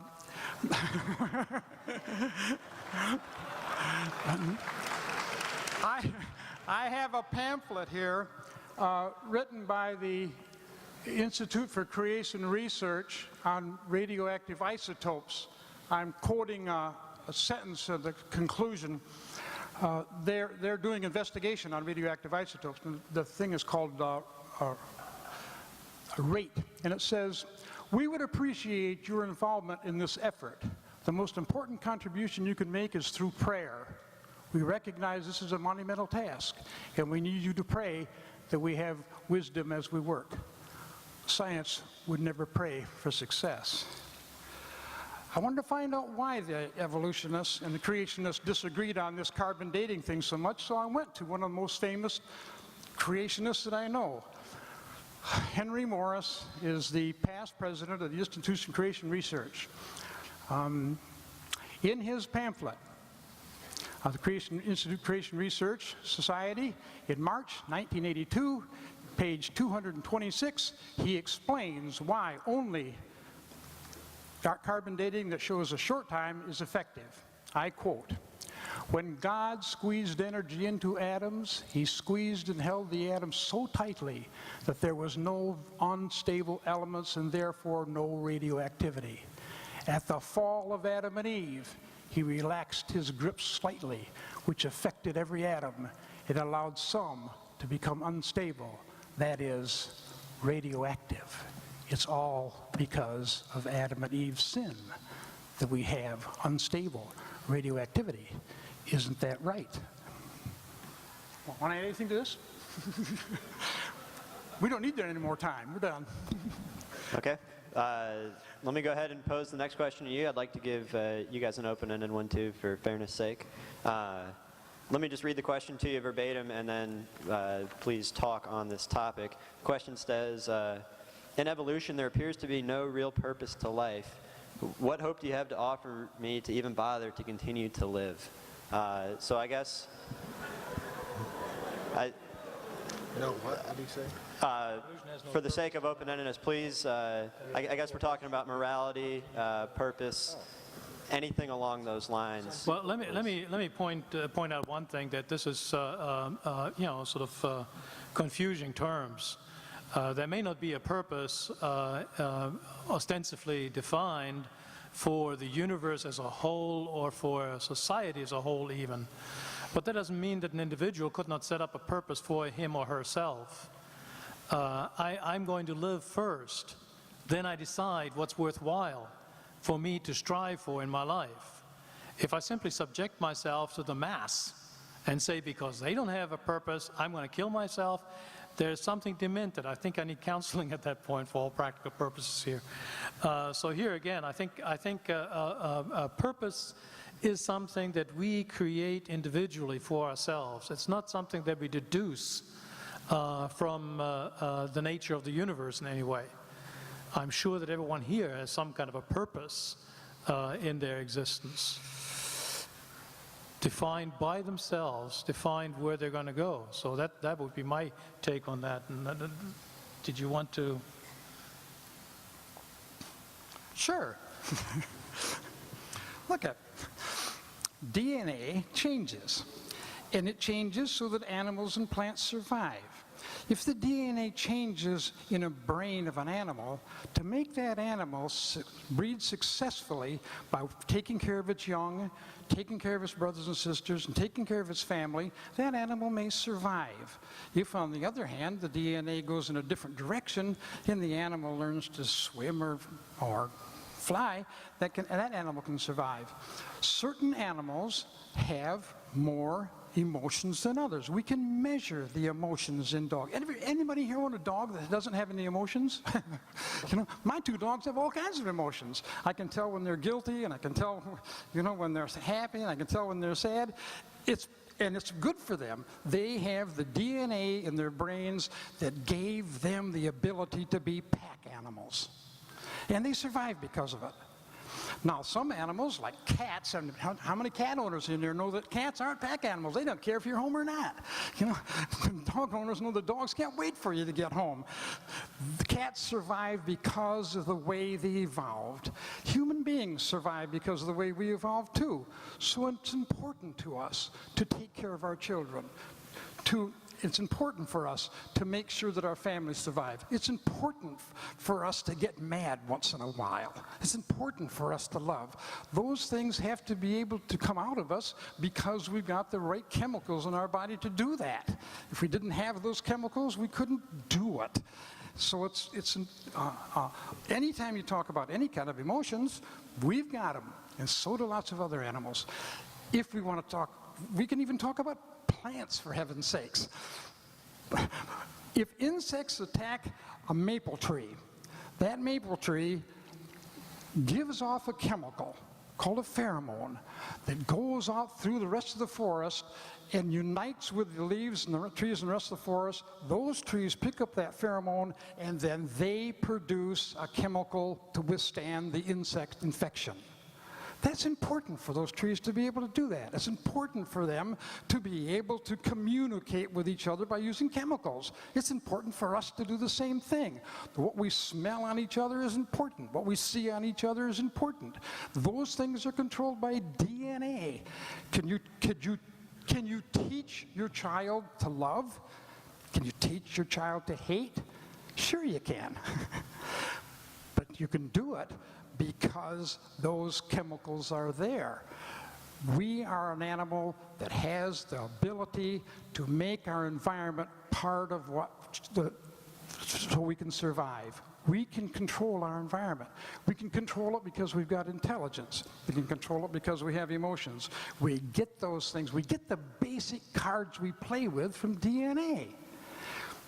Some of us get a better deck than the rest. What are you going to do about that? And the answer is, you can't do anything about it. You can try to fit into your environment.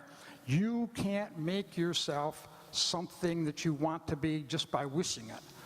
You were a sperm and an egg, you know, and that sperm and an egg developed from a lot of cells. Let me, I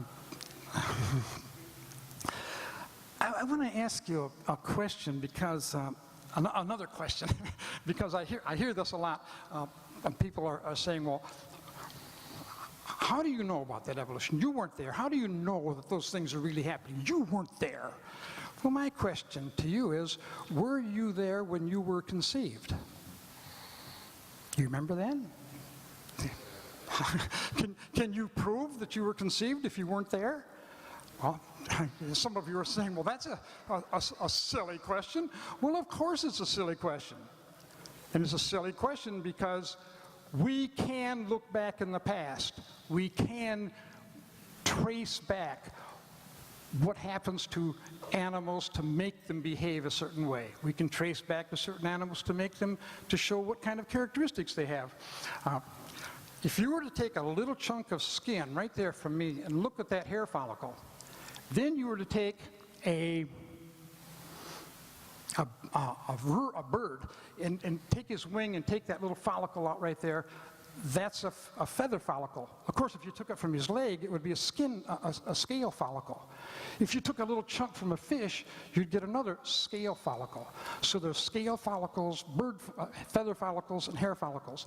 When we look at the DNA in those follicles, they're almost exactly alike.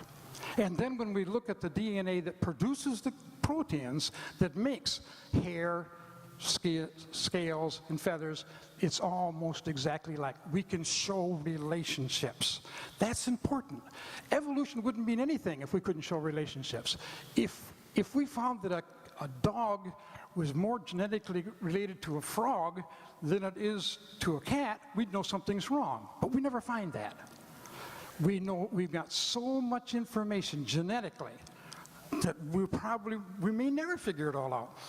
We spent a lot of time here talking about fossils. Fossils don't mean anything as far as evolution is concerned. We don't need them. We got all the evidence we need to prove evolution without fossils. Forget fossils. They just aren't important. What's important is DNA. Please.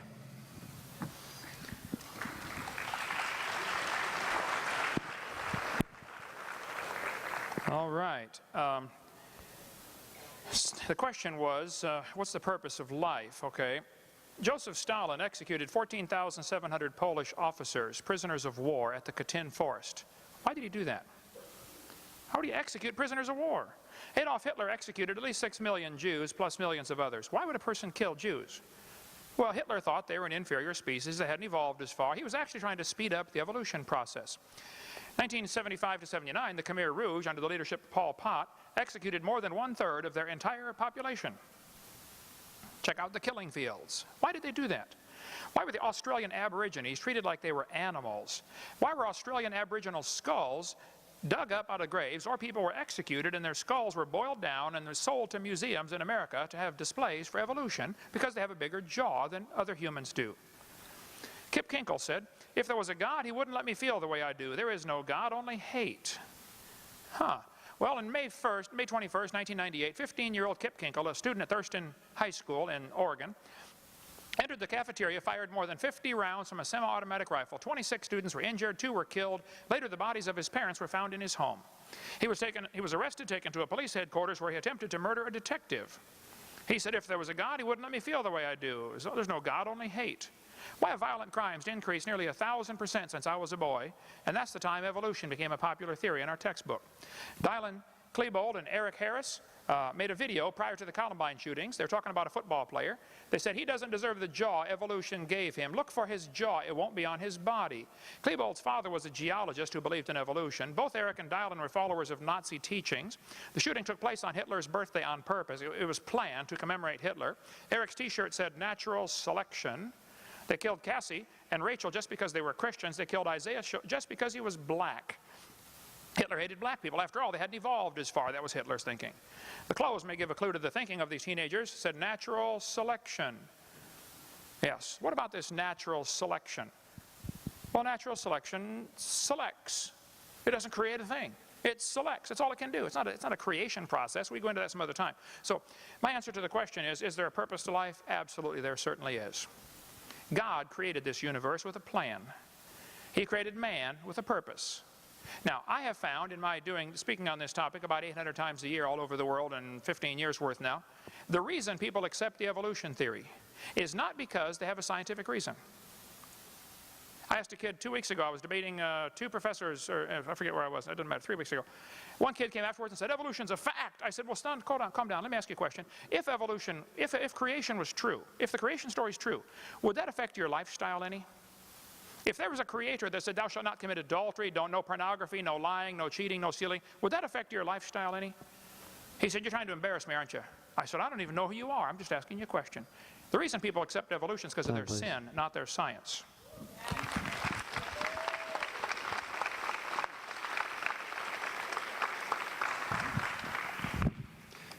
Dr. Hovind, this question is going to you first. You've mentioned the second law of thermodynamics to prove that God must have provided the initial energy or the initial something in the universe. Have you considered that some of the laws of nature only work in certain situations? For example, Newtonian physics breaks down towards the speed of light. So does the second law of thermodynamics really prove that God created the universe? There are several ways to define the second law of thermodynamics. There's all kinds, let me try to get, well, it'll take me a minute, but basically they all boil down to the same thing. Matter, everything tends toward disorder, okay? Things don't order. That doesn't prove God created the universe, and it certainly doesn't prove the biblical view, okay? And it doesn't prove everybody ought to become an independent, temperamental, fundamental, right-wing, radical, chicken-eating Baptist like me. However, if you keep studying, you will get there, okay? I think the second law of thermodynamics demonstrates there must have been a beginning. Since everything is winding down, everything is falling apart, there had to be a beginning. There had to be something that wound it up. So yes, I think the second law of thermodynamics is proof positive that there was a beginning. Even the evolutionists will admit that. Oh yeah, 20 billion years ago. Well, what was before that? Was there any time or space before there was matter? And where did this matter come from? They have a totally illogical theory. Yes, I think that it's logical to say in the beginning God instead of in the beginning, nothing, or in the beginning dirt, or in the beginning matter, They worship matter like the Christian worships God. There's no difference. They're both religious. I think ours is more logical and scientifically defensible, but they're both ultimately, in the final analysis, are simply religious theories. So the second law of thermodynamics, which is, as far as anybody knows, universally believed, as far as Newton's laws breaking down as you approach the speed of light, there's a lot of theories about that. There's also theories, there's an article in Discover magazine last year, April of 2003, that says Einstein was simply wrong, folks, okay? There's a large article in there. The speed of light is not a constant. So I don't think it's correct to say that we know for sure that these laws break down as we approach the speed of light. It may be true, I don't know. I don't think anybody knows would be my point. I cover quite a bit about the speed of light and evidences of it in the last 10 years, proofs actually, scientific experiments that say the speed of light is not a constant. I'll get you some of those here. If I can get, oh, no, sorry about that. See, I told you about asking the questions in the right order, didn't I? Remember that? Be a lot faster. The second law of thermodynamics says everything's falling apart. There's lots of stars out there. I mean, like billions and billions of stars. We don't have a clue how any one of them could form by chance. And yet, obviously, they're here. So the second law of thermodynamics, the Christian would predict that God created a universe, and we'll see things falling apart. The universe is winding down, okay? It's not getting better. And stars are blowing up. It's called a nova or a supernova if it's a big one. So yeah, we're losing things, and eventually the universe will experience what's called a heat death. Everything will be uniformly cold. And right now they look out in space and see this 3 degree Kelvin, minus 270 centigrade or minus 452.7, whatever it is, Fahrenheit. It's a universal temperature out there. It seems to be the same everywhere, and it seems to be this background noise, this radiation. Okay, that appears to be true. What does it prove? Oh, that proves the Big Bang. Oh, it doesn't prove the Big Bang. It doesn't prove the Big Bang at all. Nobody's for sure what's causing that. We are seeing stars appear to be drifting away, like the red shift, okay? There's not much question there's a red shift. The assumption is that maybe it's caused by the Doppler effect, but actually nobody knows what's causing the red shift.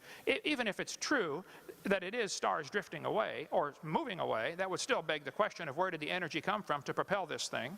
Where did the star itself come from? And I don't think we can prove positively that the red shift is proof of either great distances or that the universe that stars are moving away. They get the same thing with parallel motion or perpendicular motion to your line of sight. This guy said there was an early sign that red shifts indicate distance of galaxies. For quasars, however, the diagram shows a wide scatter in apparent brightness at every redshift. In fact, there is little correlation of brightness to redshift at all. Either quasars come in an extremely wide range of intrinsic luminosities, as most people believe, or their redshifts do not indicate distance. Sky and Telescope magazine 10 years ago. Thus, for us, the only conclusion can be drawn is that at least some quasars are relatively nearby, and a large fraction of their redshift is due to something other than expansion of the universe. Some people think redshift is for the Doppler effect from stars leaving. Maybe so. If it is, that's still an example of the second law. We see things get old, they die, they fall apart, and if their philosophy of life is you're only here to pass on your genes, that's the only reason you exist, eat, drink, and be merry, tomorrow we die, that's a pretty pessimistic worldview. I think there's a much better view than that. You were created in God's image with a purpose. It's true everything's falling apart. The heavens wax old. I'm getting old. Everything's falling apart. My car's falling apart. Everything falls apart. How did it get wound up? Where did the initial organization, energy, and intelligence come from? Information is consistently being lost. Every time your DNA replicates, the little pieces break off, and it's like split ends on a hair, and eventually you can only replicate it so many times, and it quits replicating, and you die. If we are a copy off of a copy, off of a copy, off of a copy, off of a copy, off of a copy, off of a copy, off of a copy of Adam, it's amazing we can even stand here and talk about it, okay? The information must have been incredible in the original because it's been degrading ever since. That's the second law of thermodynamics. Everything is degrading. This building is degrading. If you don't have people constantly maintain this building, it will fall apart. The entire highway system in America will fall completely apart if we don't keep maintaining it. Every building on this planet will fall down into a pile of rubble if somebody doesn't keep fixing it. And even then, if they try desperately to keep fixing it, at some point it's still going to fall down. It's inevitable. That's the second law. So if you think that evolution can overcome that second law, I would like to understand how, okay? The second law tells us everything's falling apart, therefore, obviously, there must have been a beginning. I can answer that in 10 words. In the beginning, God created the heaven and the earth. That's a logical answer for me. You can have the rest of my time. All right.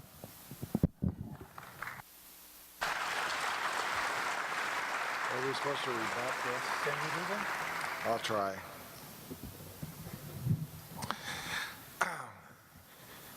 That's a mouthful, to say the least. First of all, the laws of thermodynamics are commonly called the laws of thermodynamics. People like to talk about the second law. Albert Einstein has said that the laws of thermodynamics are the only laws that will stand and never be overthrown forever. Stephen Hawking, a person who is believed to be one of the brightest men on the planet, has used the second law of thermodynamics to show the mechanism by which black holes have worked, which, you know, I think that's rather amazing. The opponent is saying truly diversity is a measure of the second law of thermodynamics, but let's don't badmouth it too muchly, because as the universe as it exists, as we know it, it's the only one that can exist for us to exist to follow these particular principles. So therefore, you know, I'm very reluctant to say this is something that we want to have to ask God to overthrow that. It seems to be the very thing that will make it possible for things to exist. Energy and how it got together, I don't know. But the fact that it is in a concentrated form that can go to a less deformed kind of, less concentrated form, and we can utilize when things go from hot places to cold places, and we did that when we drove our automobiles here today. You did this, you're driving around with an automobile that's 8,000 degrees Fahrenheit inside of that engine with the burning of gasoline. But you know, you don't have to have that inside of the car. Of course, you're surrounded by the 40 degrees or 50 degrees temperatures that you're driving through the atmosphere. The laws of thermodynamics are much misunderstood. I can look out across the class or the students here, and many of them are my students, and I can probably confess to the confusion that exists in thermodynamics. I probably contributed a great contribution to adding to that confusion, but what we have heard today are, and I've got to. I like to use colorful language, so I'm very careful, and I'm told I can't do that here, but I'm going to have to leave it with this, that I'm certainly glad I don't have to step in something. Thank you.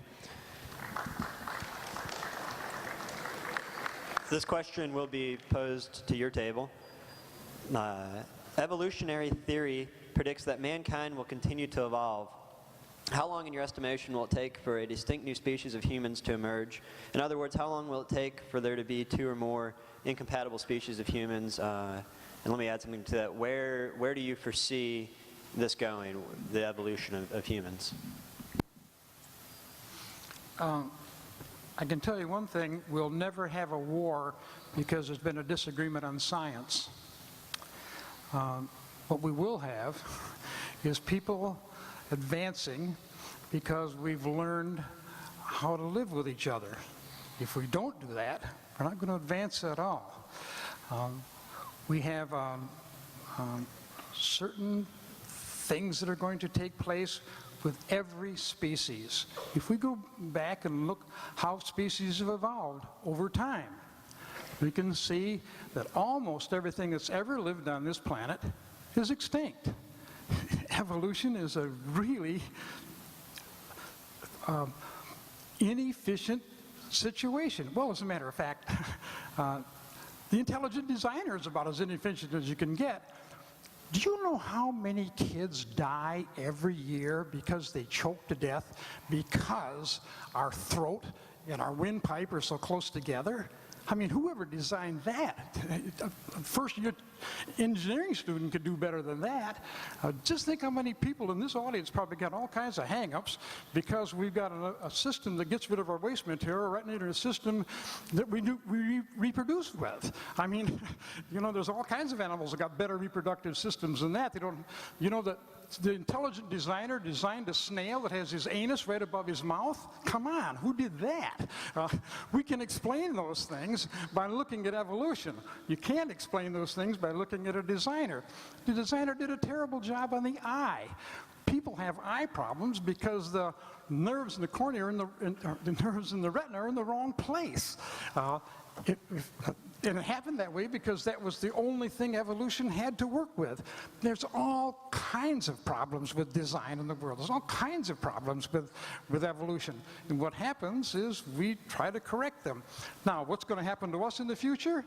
It'll depend on us. I mean, I like the question because what it involves is ecology, it involves environment, it involves saving the planet, it involves, you know, what it involves is understanding evolution. You know, one of these textbooks, I think it's this one, it says in here, do not worry about the future because God is going to kill all of us. Soon, you know, they say almost word for word. What I said in here is, do not give your life for evolution because, do not give your life for environment because the environment will be destroyed by the Lord, you know. Well, if you believe that, then I guess you don't need to worry about the ecology. I guess you don't need to worry about the environment. But I don't believe that. And I think that we should worry about the environment. I think we should worry about the future of our kids. I think we should worry about what's going on.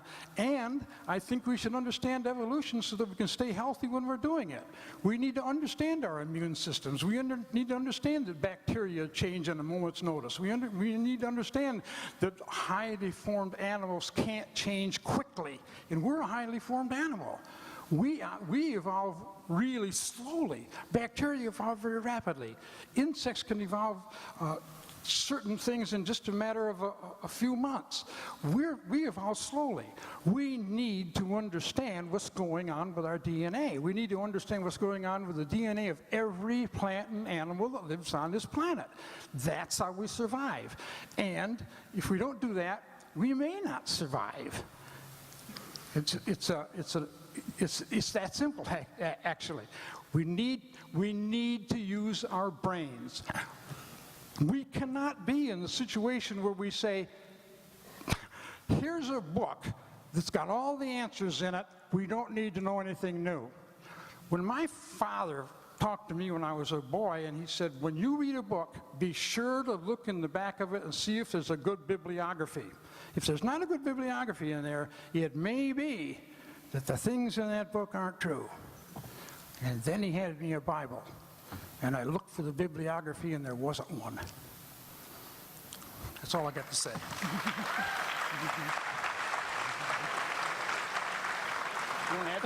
I just kind of wonder whether there's any kind of a reason to assume that evolution would necessarily lead to some kind of proliferation of one particular species. That's sort of an assumption in the question that I don't really quite comprehend why it makes that. I think if we look back, we know that we're coming from proliferation. That is, I understand that some comments have been that the Neanderthal does not share our genes. Are you up on that? That is, we had a proliferated species. Neanderthal was also human-related, and there's every indication that chimpanzees are of the same branch in some way or other because they have an intelligence of a 5-year-old and are capable of manipulating language and communicating with us. So we're sharing this world already with quite a few different species that are awfully close to us. Let me also mention the dolphin. There are stories that go back all the way to Roman times of cooperation between human and dolphin. So if we're talking about intelligent siblings, I suppose, on this planet, there may be plenty already. We don't have to wait for that to develop. Beyond that, I don't know what the future will bring. And I think that is what characterizes scientific mentality, is that you are willing to live with uncertainty, yet don't know it all. That's why you're motivated to learn more.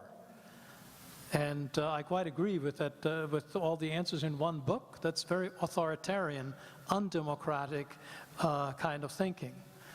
One of the most frequent, since our colleague here mentioned Adolf Hitler, one of the most frequent words in Adolf Hitler's mouth was God and divine providence. Therein lies danger. It's an authoritarian kind of thinking that is not healthy.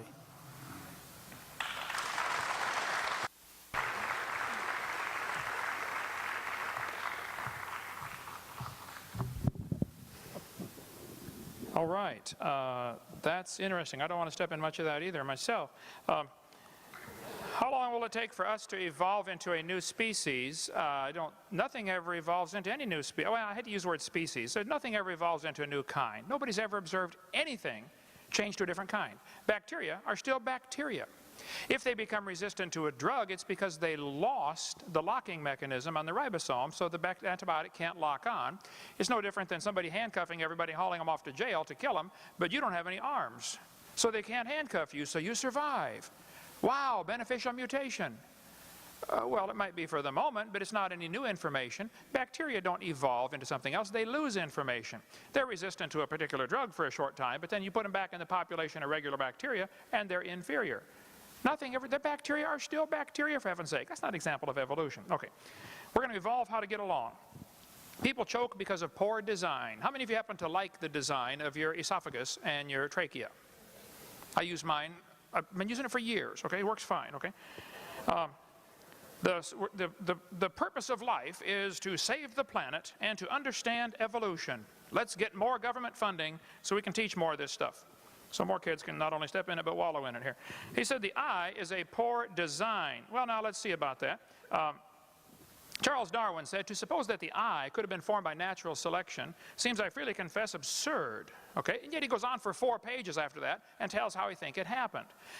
The retina of your eye is about 1 square inch. It has 137 million light-sensitive cells wired to the brain. I've done a huge amount of electrical wiring in my lifetime. I cannot imagine hooking up 137 million connections in 1 square inch. My Heavenly Father did it, and it works pretty good. It worked till a couple years ago. I had to get these dumb things, okay? Because that's an example of second law of thermodynamics, by the way, decay. Now, I debated an atheist in Ed Buckner in New York. He said the eye is poorly designed, like I believe I just heard a few moments ago. It's a poor design. He said the retina is in front, the blood vessels are in front of the retina, so they block part of the light coming in. He said the octopus has a much better eye because their blood vessels are behind the retina. That's proof of evolution because of poor design. I said, Ed, we live in the air, okay? Air is a poor insulator for UV light. Your body needs the blood vessels in front of the retina because that's your last defense against UV light. Octopus live in the water, okay? Water blocks UV light. They don't need their blood vessels in front. Now, if you want to swap eyes with an octopus, you just go ahead and enjoy yourself, but you're going to be blind in a few days, okay? Their argument from poor design is like saying, well, God wouldn't do it this way, therefore it must have evolved. That's a lousy argument for evolution. That's a proof evidence, that's an evidence to me that we were originally perfectly designed, and all of humanity is just plain falling apart, folks. And yes, God's going to have to step in here pretty soon, and we're going to all kill ourselves. Okay? Thank you so much.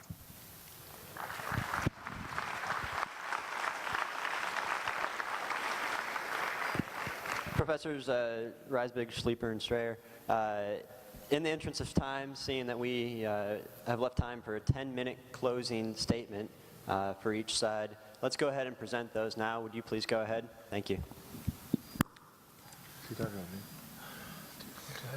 Okay, this is my closing, right? Yes. Okay, good. Well, This has been an interesting discussion that we've had. I wonder how we have all changed in our minds and thinking and knowledge of what we have talked about. We've talked about some good information. I've heard some bad information. I happen to believe in the scientific method. Without the scientific method, we have no defense of sinking into ignorance and despair. And to people who do not understand the things that have been accumulated for science, we are cursed to do ignorance and ignore and what I will repeat, voodoo science, that people will believe in crazy kinds of things, and we see those kind of things going on in people today.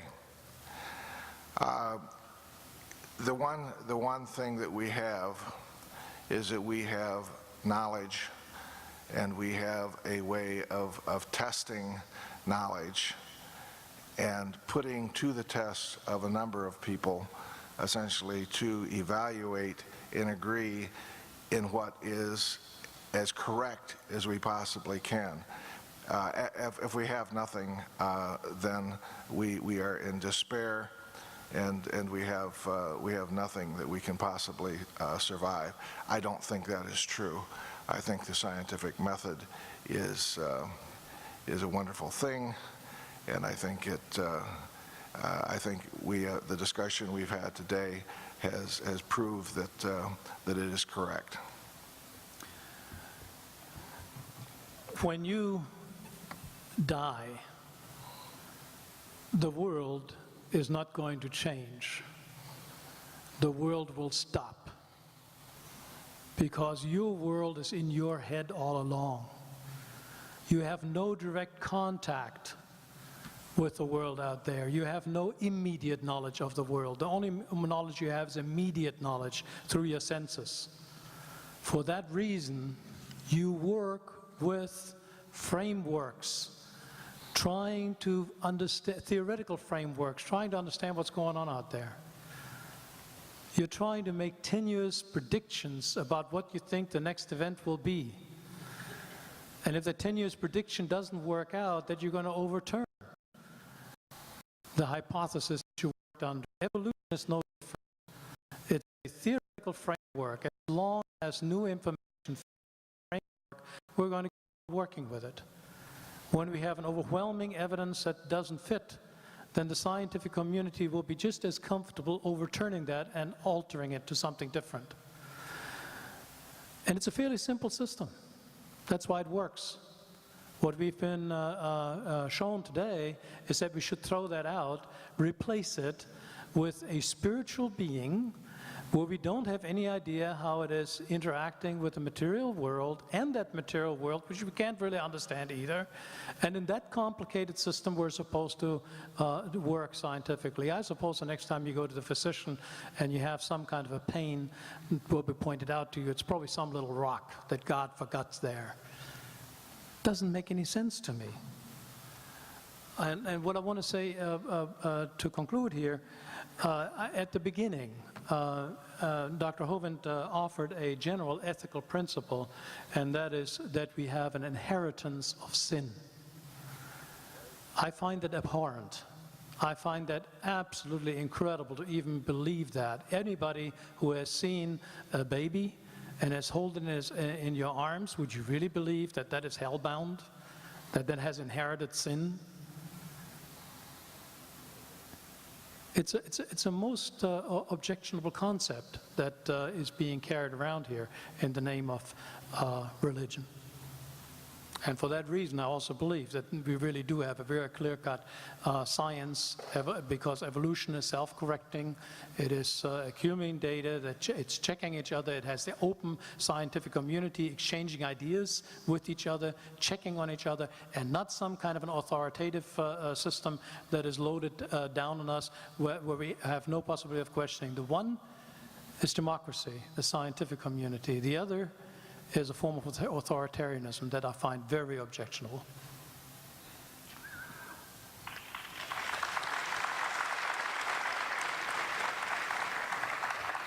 I'd like to quote from this creationist book for my closing. There's a section in here, 342, it says, "Scientific truths revealed in the Bible."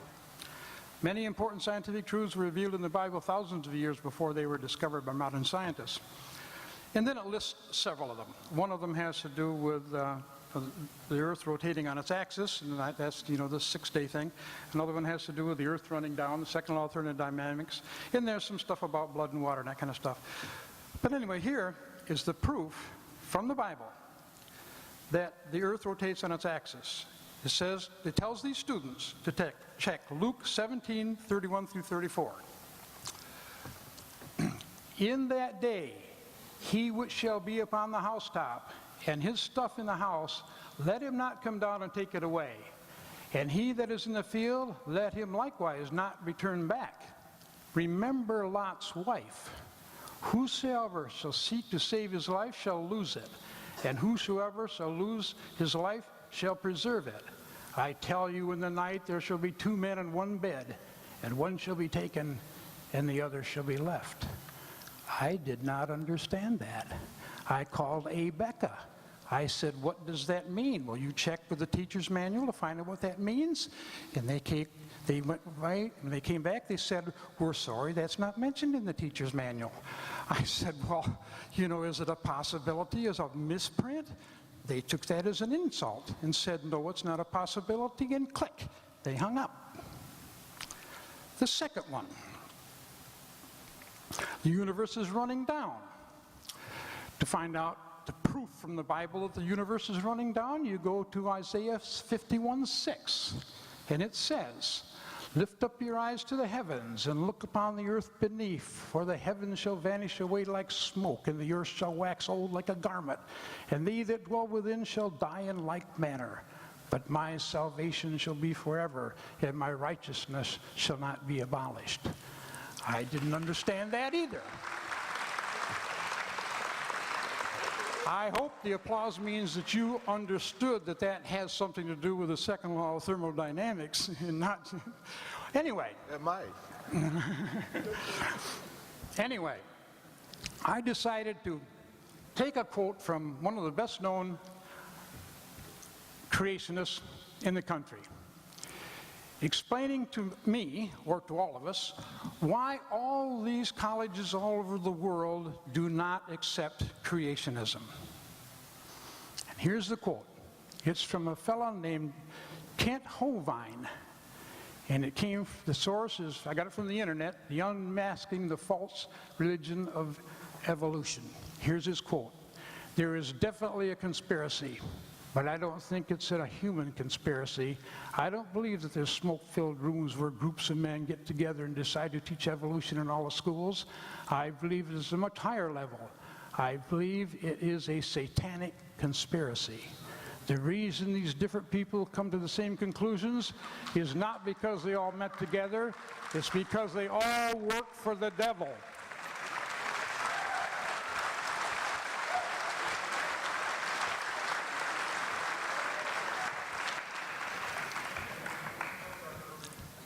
I think that was one of the most arrogant statements I've ever read in my life.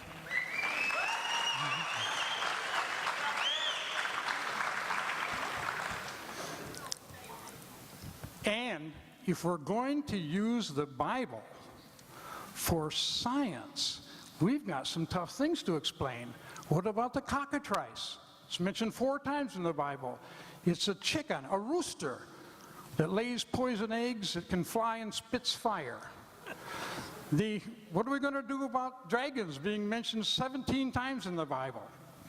What are you going to do about unicorns are mentioned 8 times in the Bible. I want to tell you what, we have never found a fossil of a unicorn. Wouldn't it be wonderful if we did? Then you people would have something to applaud for. Okay. Thank you. All right. Well, first, I need to say, fellas, I thank you so much for doing this. These students get about 9 months out of the year teaching on evolution. It's about time they get a couple hours on at least to hear a conflict between creation and evolution, and I will be glad to come back at my expense anytime. Now, people say, oh, creationists win the debates because they have, you know, better visuals. Okay, I don't use any tax dollars to buy my visuals. You guys got unlimited funding to buy stuff. Here, get some better visuals. Don't blame me. People say, well, creationists win because they have a dumb audience. People are dumb if they believe in creation. That's the implication over and over. People believe because we need more money to teach evolution. That's why it's a lack of funding. That's why we're losing these debates. No, maybe you're losing the debates because you're wrong. And I'm right, okay? Several points were brought up, and I'll use a few of my minutes for this, and then I want to give a quick closing here. I'm in favor of the scientific method. You develop a theory, you gather facts to support your theory. If you can't find any facts, you throw the theory away.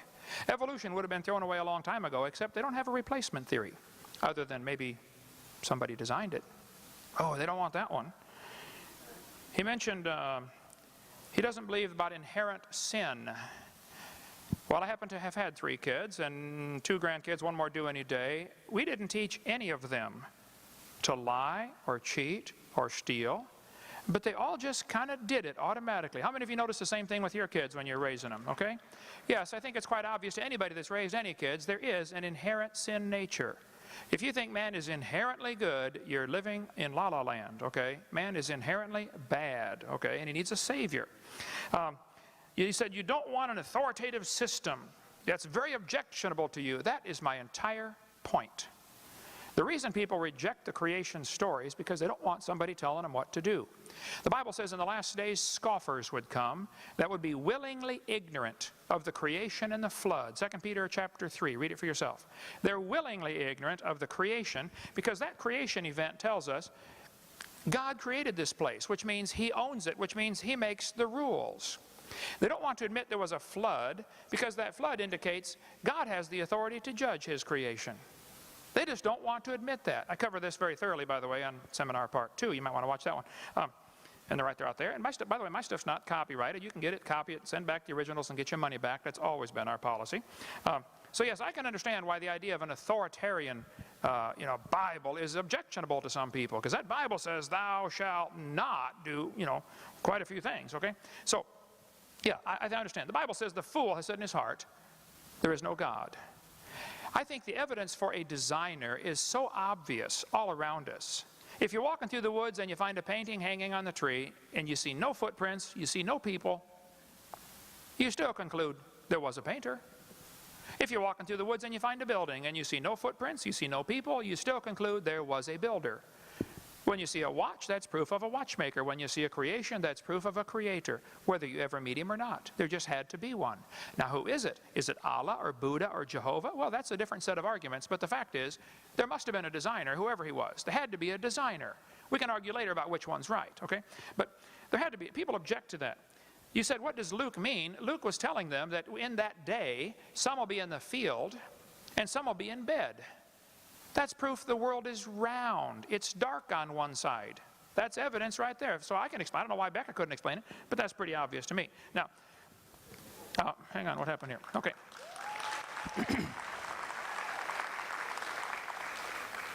I visited Wayne Strickland's tombstone. I don't know if the other date's filled in yet or not. It's been a couple years since I've been there, but the date was empty when I was there. He said he's an atheist.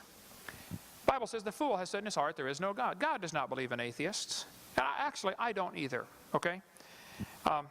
You're going to die one of these days. I'm going to die. Now, fellas, I didn't drive all the way over here and leave my gorgeous wife because I like being gone, okay? I didn't come to win an argument. I came to win you over. Honestly, I would like to see you saved, going to heaven. Maybe you think you are. I don't know. But if you think God used evolution, you have the wrong God, okay? I know you write all kinds of articles for the Atheist magazine, according to your bio here, Jim, and I think that people run from God. People can't find God for the same reason a thief can't find a policeman.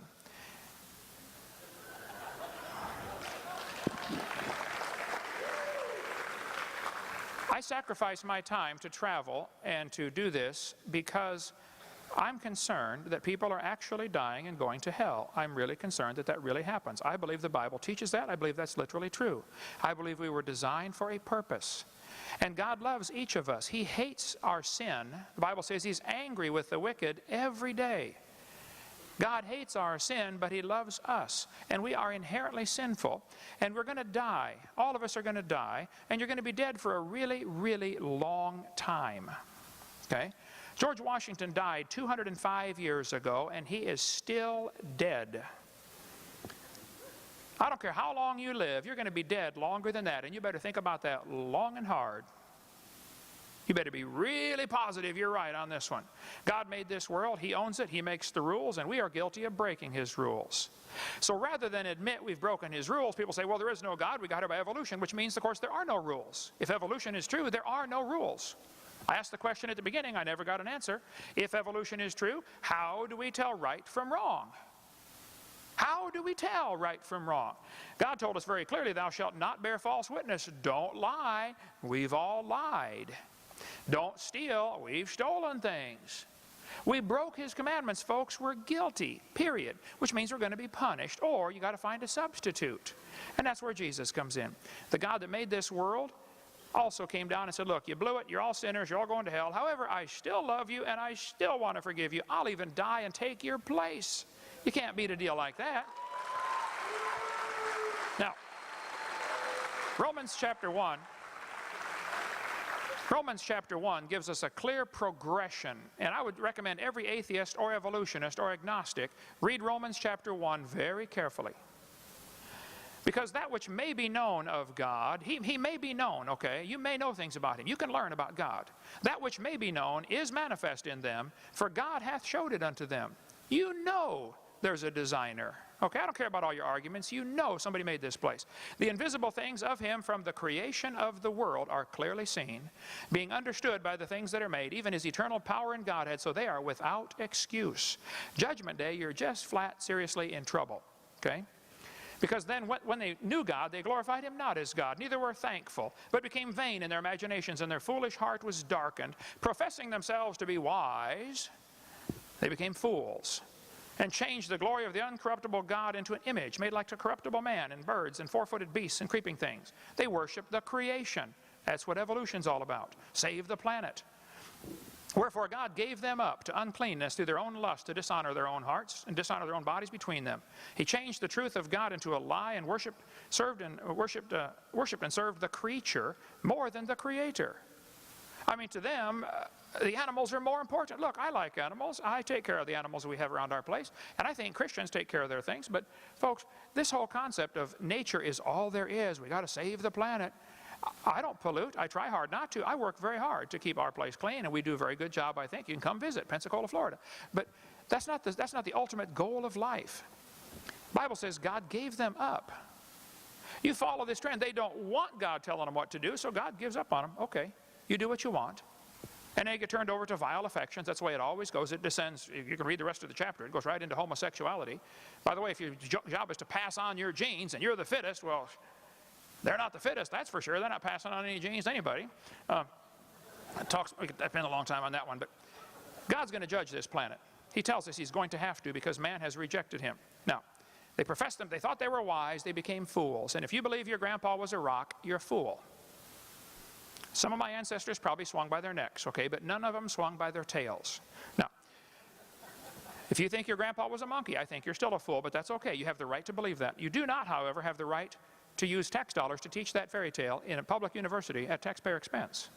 I think evolution should be taught in private schools at private expense. Now, you guys are not the enemy. I love you and I want to help you, okay? I think you're deceived, and it's worse that you're deceiving others if you're teaching this stuff. Now, there are people here tonight with yellow shirts on. If you'd stand up, you're supposed to be standing up with a yellow shirt, you know who you are. These people right here are willing to talk to you and show you how you can become a Christian and go to heaven. Okay, that's why I do this. I want to convert people, get them saved. That's why I'm here, okay? I think the scientific evidence is on our side. I think I'm right. I think I won the debate tonight, actually. But it's not because I'm smart. It's because I'm right. And God loves you. He wants to save you and forgive you. See one of these folks afterwards. We'll be glad to help any way we can. Thank you so much. We hope you've enjoyed this video series on creation, evolution, and dinosaurs.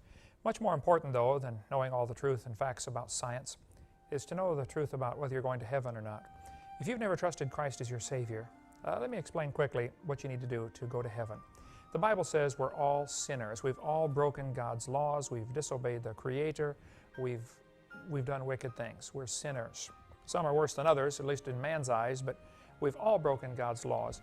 And the Bible says you have to repent. The word repent means to turn. It actually means two things: to turn from your sin and to turn to God. God's looking for a change in your attitude where you say, Lord, I don't want to do wrong anymore. I'm sorry, I've offended you. I want to do right.